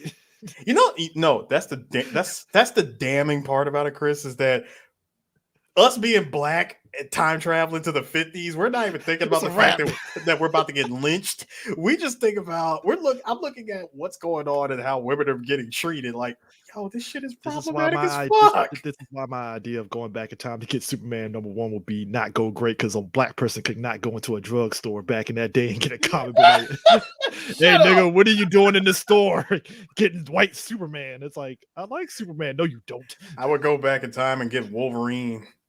No, even sorry. then that's a stretch. No, you might I would get the Incredible Hulk featuring Wolverine. Some racist owners like, don't you like Luke Cage? Fuck you, man. I hate you. No. See, this is the thing. I would play ignorant. What's Luke Cage? Oh, you don't. It's blaxploitation, young son. I love it. That Jim Kelly is such a great black guy. It's insane. Nah. I just find it happenstance that Kevin's mom is just like, hey, I'll meet him at the tree over at the ice garden. That's where we can meet up at. That was the other thing. That was the other thing real quick about that whole thing about them meeting at the tree. Catherine O'Hara even admitted that she was worried that her character wasn't doing enough to find Kevin. So they actually shot additional scenes to make it look like she was more concerned. She was probably right at doing that because she really wasn't in the scene as much. Like she wasn't in this movie as much as you did. Yeah, especially like the first time. Like the first time, it was literally her journey from France going trying to get back to Chicago. Real quick, Harris, as a subplot. Let me update this for you. Yeah, like you was here and you was fucking my brother too. Nah, don't give me that. You was fucking with everybody. Snuffy, Al, Leo, little Mo with the gimp leg. Gimpy leg. That's why that's wrong. Sheets, Boney Bob. Boney Bob, Cliff. I love the joke that was I can go on forever, baby. When he said that, here's me.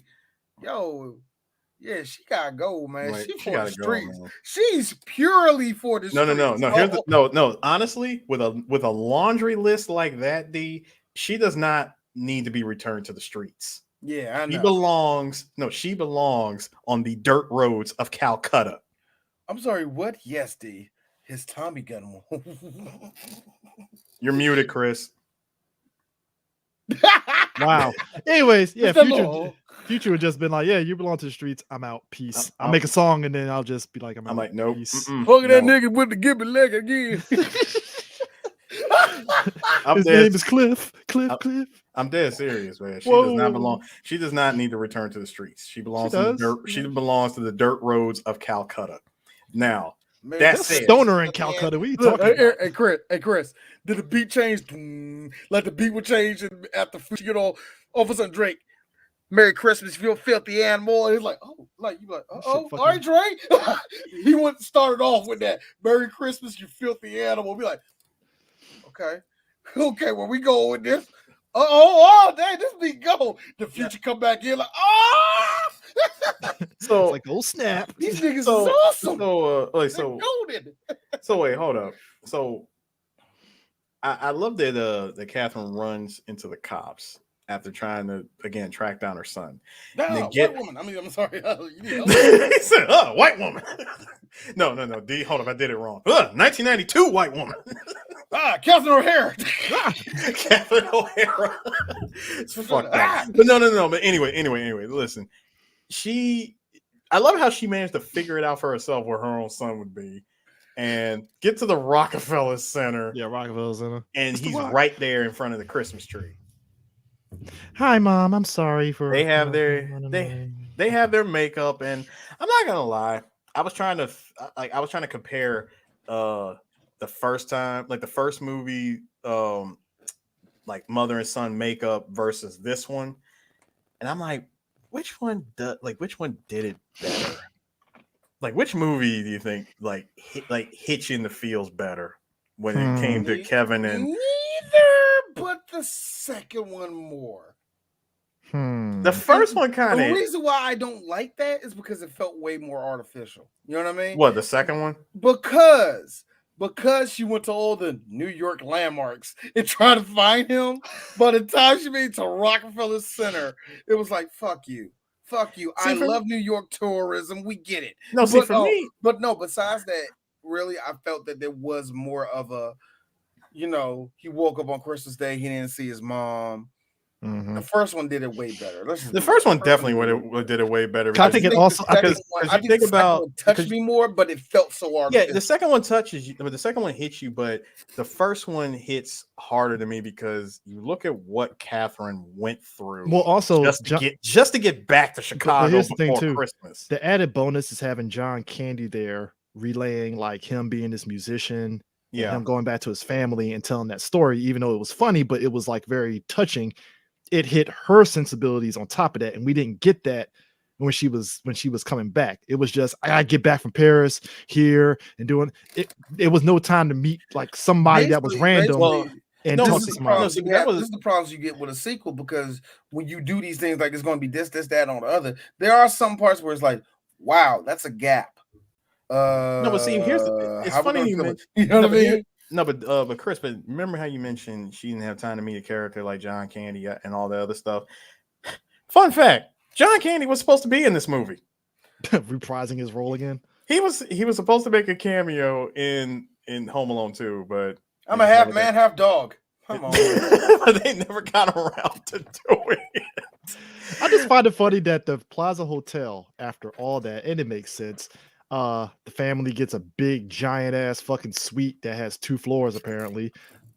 Yeah, they got set up in one of the best and the penthouse. It looked like it was the penthouse. It was the penthouse. They gave them the penthouse suite, but get this.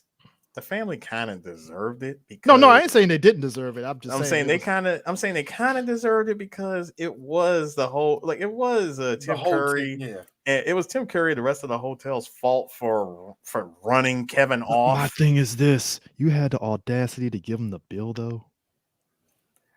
You know the funny thing. No, here's the thing. I'm sorry. Wait. Hold on. What makes you so surprised about that? Hold on. Stop. That hotel suite was complimentary. Plus the presents from Mr. Duncan, so yeah. And the presents from Mr. Duncan, because, dude, who knew?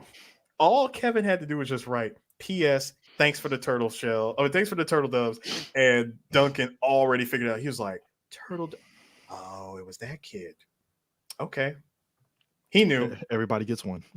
No. He knew. Not only that, I love the fact that he had enough time within a 5-hour period to get as much toys as humanly possible. God knows, fucking teenagers, and they get a fucking toy train. And I didn't want no fucking train. What the hell is this? It wasn't even. Where's the fucking titties at? No. Here's the thing.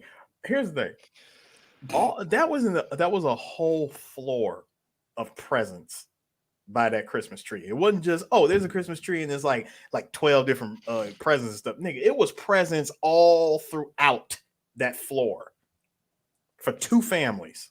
I hate to say this, but currently Cardi B's family is in Bronx right now having a tough Christmas right now. But these white people who lost their kid. And it's just funny that Buzz is the one that answers the door with the bill. Buzz being the asshole that he is, after apologizing to Kevin, saying, "It's good to see you," sees the bill and was like, "Oh, Dad." My man said, "Merry Christmas indeed." 960. I still can't get over that. Kevin's, and that was just the room service. That was light work.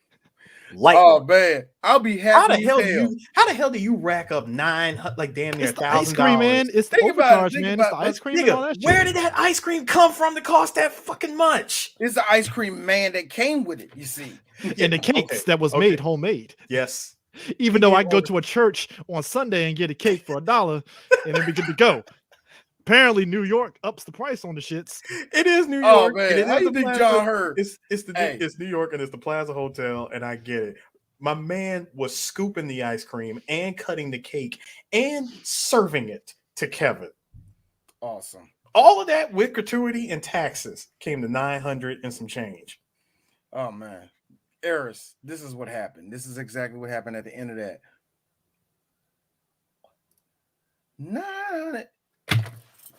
Hey, Kevin. Nah, Kevin, get over here. There.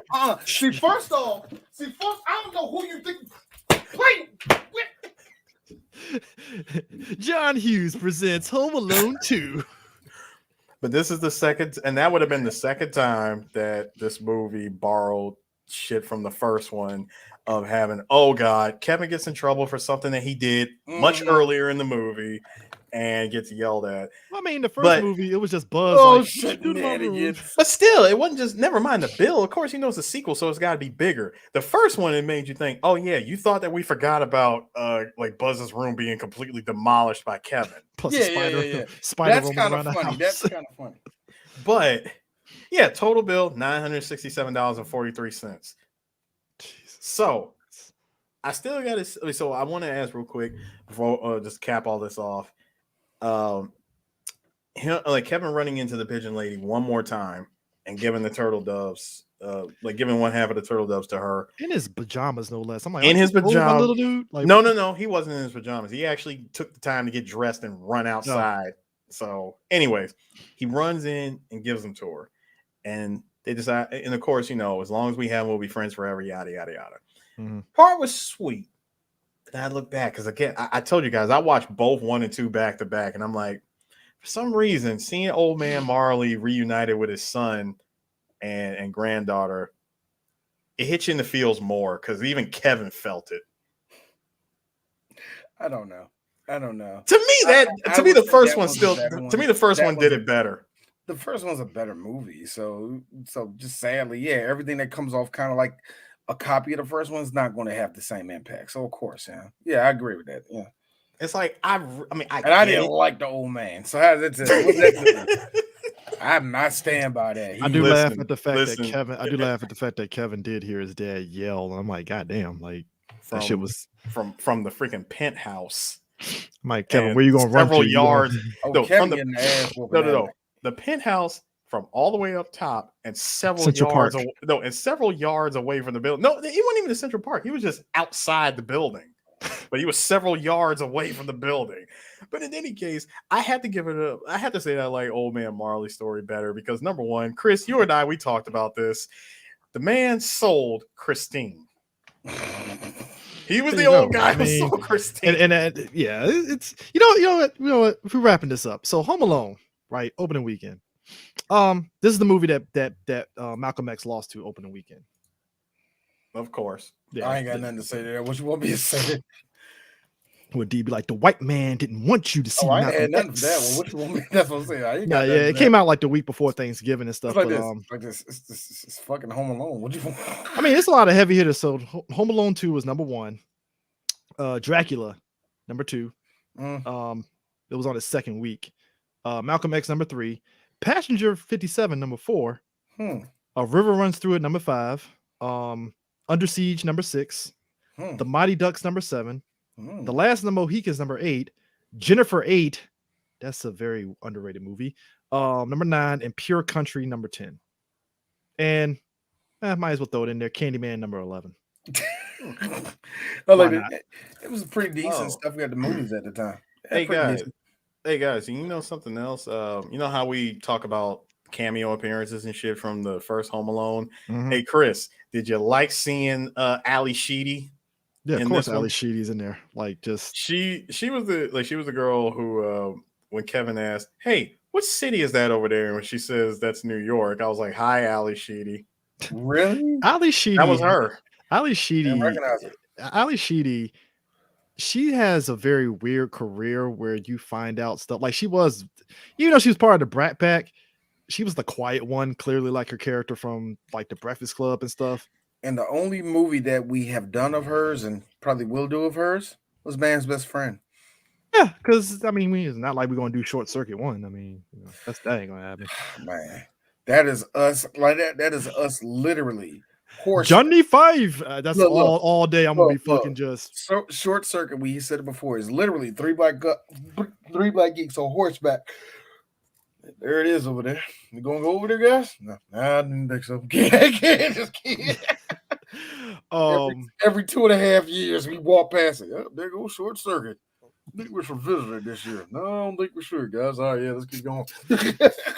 You know what? Like I said, it was like the bigger. It was like hey, we gotta go bigger. We throw them in New York instead of being in Chicago, stuck in this house and neighborhood. It's like no, put them in New York. Go to New York. Which I love how after this movie, the critic came out and they made fun of like the next Home Alone, and Kevin's like a grown ass adult. Oh yeah, I love it because drivers. That story. No. It's the one on. It was in the critic. It was actually the critic where he's like, "Oh no. No, I remember. I remember hold on. I remember the critic one. I remember the critic joke, but there was that other one, Drivers, and it was that YouTube comedy series where Kevin played the Uber driver. Oh, I knew about it.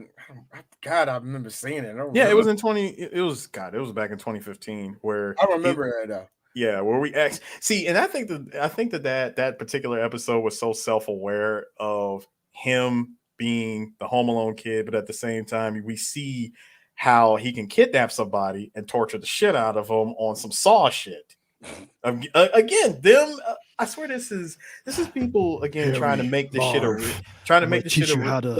this is them trying to make a reality out of that out of that theory of Kevin McAllister became Jigsaw when he got older. Harry Marv, I'm going to teach you how to enjoy life and preserve it. So get this. So get this shit, D. And for you being a writer, for you being a writer, I have something that I gotta throw this at you. So you remember from The Room? Remember? Oh, hi, Mark. Not Tommy Wiseau, the guy who plays Mark. Yeah, Mark. Yeah, no. So according to him, he was so enthralled by Home Alone 1, he wrote a speculative script for a sequel titled Home Alone 2: Lost in Disney World. That would have been dope. Get this.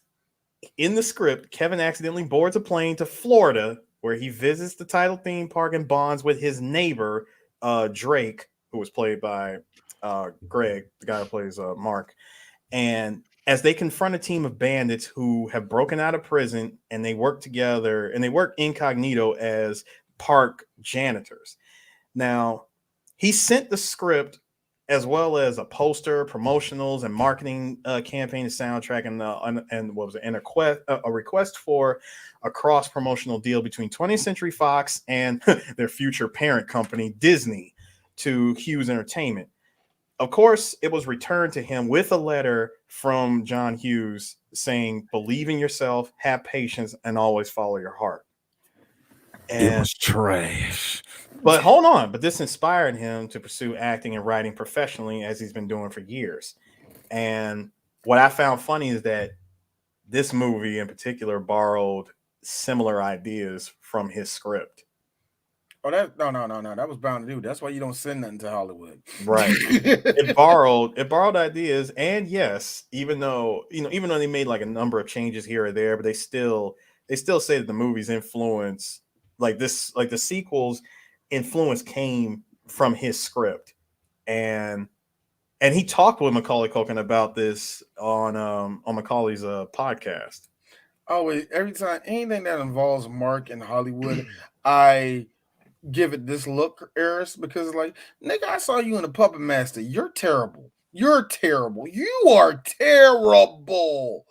And I granted they try to give him a phony French accent in the movie, but he's bad. So it's like, how do you have any of these opportunities? He's a white guy. I forgot.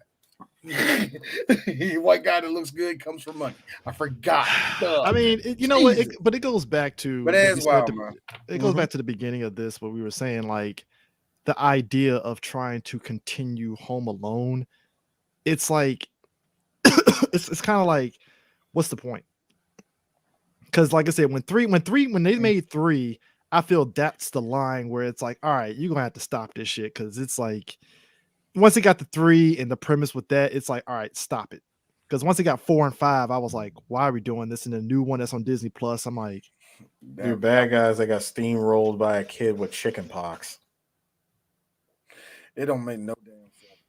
Because even the one that's like out right now, the basic premise is the people that's breaking to the house, they were the former homeowners, and they were just trying to go back into the house to get something. And the little British kid is out there fucking throwing them in damn death traps and shit. And I'm like, they're the previous homeowners. Like, why are we trying to? All right, movie, fine. This is why I always asked. This is why I always asked, was Kevin inspired by Rambo? Because the traps that this guy puts together is unreal. They make Rambo blush. It's a weird little thing when you really look at Home Alone. Like I said, for any type of distance, it does come off like this is just the wealthy trying to protect. This is just the wealthy trying to teach their kids that they must protect all of their stuff no matter what. So they become gun nuts and shit. Like, if you want to make a weird little thing, I won't be against it. That's what I'm saying. You want to make a little graph how it turns from that to full on Proud Boy? Mm-hmm. I'm gonna let you go because it probably actually makes sense. You know what I mean? But sometimes when you look at it, it's like, dude, it's a TV. Let them have it. Sometimes. I mean, it's kind of like it's like how you get those movies where it's like somebody still in the car and it's like, no, I'm gonna defend him by car, and I'm like, you got insurance, nigga. Just. I mean, let it go, man. Nigga, that's a 1997 Nissan, and this is a 2006 movie. I don't really think you need to. It's like me going after somebody jacked my 92 Honda Accord. It's like, well, Here's what it is. Hunt him down and do what? Going on, Liam Neeson. I'm gonna find him. I'm gonna kill him. I'll make him hurt. That was my only mode of transportation. Oh, breaking somebody's fingers over a fucking 92 Honda Accord and shit. I'm like, that's that shit, man. I would. You bumped in front of me at Macy's, motherfucker. No, see, Time for a remake. hold on, CJ. You say you wouldn't do that. I would, and the reason why I would is because it's the principle of the matter. Yeah, but I you don't know, give a damn. Eris is right. That's why if I got a fart and I'm on the elevator, I'm saying it's the principle. Like it's the principle. But if you I know, have to I don't fart care. on the elevator, if I have to fart and I'm on the elevator, guess what? It's happening. You're stuck with it like I am. You know what I'm saying, listen. It's my shit. You know, I don't care how old it is. The fact that you think that you bold enough to come and steal from me, and you think I'm just gonna let that shit go? Nah. Especially if I got hunting you down skills like Liam Neeson and torture skills and all that shit. Oh, nigga, I'm putting this work to use. And you know, and I'm reminding you that you stole from the wrong motherfucker. And that's how we get all those fresh out of the army. The world has changed. Rambo movies. Jesus Christ, Eris. Nah, it just turns into Metal Gear Solid. The war has changed. Or hold on, no, it doesn't just turn into Metal Gear. Or turns into John Wick. Or it gets even more stupider and turns to the remake of Death Wish. So we just kill people and just kill them. Just kill. Okay, cool. Home Alone Lost in New York. End of the movie, the extra ending that they made is Kevin pointing at Marv and Harry like they're like, do you bleed? Do you bleed? You will. You will. You know what? Speaking of extra scenes, that's something that this movie intentionally hid away in a freaking vault. There are no deleted scenes of Home Alone 2. It's kind of like how it's kind of old school in a way because I know it was at the Russo brothers when they film movies for their stuff, even outside the non-Marvel stuff, the way they film stuff, they purposely do it to where they don't have any extra shit. Right. Because like was it 21 Bridges doesn't have any deleted scenes at all. It was like they purposely were like, hey, we have a story that we want to tell. We're going to go from point A to point B. If we do have extra scenes, it's like B-roll of the same scene, but from a different angle, which is like whatever and stuff. So I have to imagine Home Alone 2 was probably the same way where it's like, oh, we see Kevin slipping on ice on this angle. Or it's one of those situations where when they edit it out, it doesn't fall in no type of bank. It doesn't.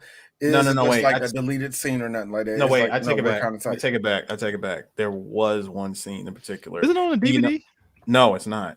There was one scene in particular, but it's never been seen ever. According to Chris Columbus, there was a scene, and we all would have enjoyed this.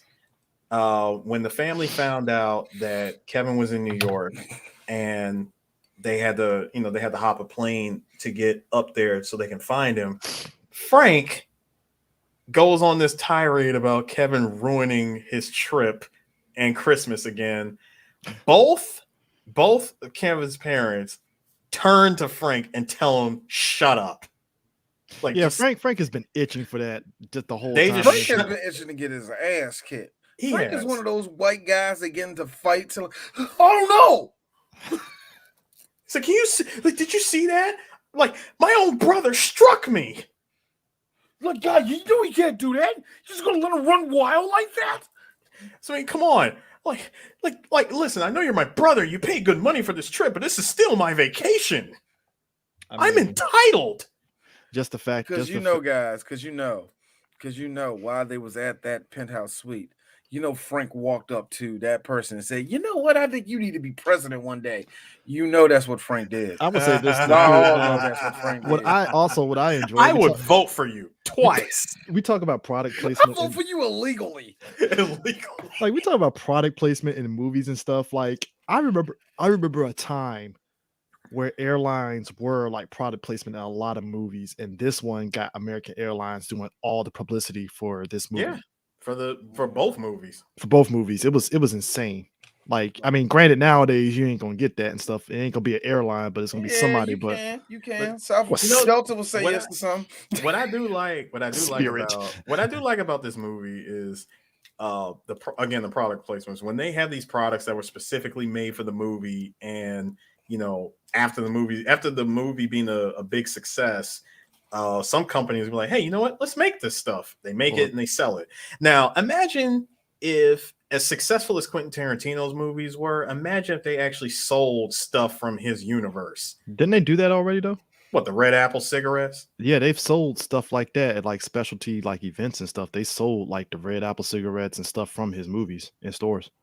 The Red Apple cigarettes, the Big Kahuna burger. Well, the Big Kahuna burger is much like when we go to San Diego Comic-Con and they have the specialty, like the Taco Bell from Demolition Man type shit. They've done that for the Big Kahuna burger before. So they've done that at different spots. So, but like items like a mug, like the mug from which movie was it? It wasn't Pulp Fiction. It was one of the movies and stuff, but they sold items from like items from the movies. Yeah, items from the movies in stores and stuff like that. But it's like the specialty stuff is where it's like, yeah, Big Kahuna burger, that doesn't exist. All right, that's it. Wrap it up. We're done. Merry Christmas, guys. We're talking about Big Kahuna burgers. I'm just like, Happy New Year. Eric would tell me to tell us to shut up. We're still doing the year in review at MagFest. Yes, we are. Guys, you will not be hearing us for the rest of this was our last episode of the year. We actually had 47 episodes this year of just the Three Black Geeks show, of just the Three Black Geeks podcast. Which pissed me off because that, we were just too shy away of like a 50. Oh, we can make that shit happen. Let's do some 50 right now. Let's go. No. I'm just quoting. Hold on, don't get me wrong. I'm just quoting Jordan Belfort from when he was the youngest person to reach, what was it? Like it was like $1 million something a year, and it pissed him off because he was like too shy away of making like $50 million like a month. So I think we're shy of having 100 episodes this year. I know last year we definitely did 100 episodes. COVID this year was a motherfucker. Actually, no, I don't think we made it to 100 episodes last year. I don't know. We did. I know one of these years we made it to 100 episodes, whatever. But then again, it's the same type of year. So like I said, we are pretty much with the Three Black Geeks podcast. We are done for the rest of the year. Y'all will see us next year. We will be here next year. We will actually adding our year end show is going to be next year, and at MagFest. It's going to be the beginning of a new show because apparently you people just like it when we hit record and we just talk. So we're going to see what happens the first 2 episodes of that show. So we'll see what happens. But yeah, y'all have a Merry Christmas, Happy New Year's, and keep on supporting us. And Yep. Yeah. Next time you hear from us, you'll be hearing either our year-end review or you'll be hearing our first episode of next year of the Three Black Geek Show, which will be John Wick. I don't know which one you're going to be here. No, we did the first one, so it'd be 2. Yes, it is. John Wick 2. John Wick 2. As I like to call Common, actually got lines in this movie. It's actually better. It's actually he plays a better hitman in this movie than that other bullshit ass movie. Nigga. Let's not go there. Anyway, but like I said, thank y'all so much for supporting better than his role in Wanted. Oh God, yes, it is in my opinion. But anyway, that being said, everybody, thank you for looking at us all year, supporting us all year, doing all that good shit, liking us, subscribing to us, all that good shit. Thank you so much. We done for the year. Next, the only person you're gonna see is probably me and Chris. And that's when y'all watch our Working Time Sports Show. We got like 1 or 2 more episodes, probably 1 more episode of the year, but whatever. Also, be sure to check out our 3BG TikTok, where this guy right here, D, has been putting out gold, sir. Yeah, he's been putting out a whole lot of gold, and I have been appreciating it very much. And apparently, China didn't like the alien racist one that got so many fucking views and it wasn't even racist. It wasn't racist. Oh, I didn't say it was, but apparently, first of all, it is not racist when it's a fact. But Zuckerberg didn't take it down from Facebook. Ain't that a bitch? Zuckerberg didn't take it down from IG or Facebook, but the Chinese was like, yeah, and Twitter loved it. And don't get pissed, don't get twisted. It's TikTok. That's the Chinese. They don't like you. They don't like you. Yeah. And if that sound racist to you, hey, but Facebook didn't take it down, so it doesn't matter. Hey, Twitter didn't take it down. It's forever. No, Twitter ain't take it down. Facebook didn't take it down. So hey, guess what? City Boys, we up. Yeah, I'm just saying. Yeah, whatever. Exactly. But anyway, so for that, everybody, please have a wonderful holiday. Thank you for listening to us. We hope that you listen to us again in the future. And with that, we are out. Bless up.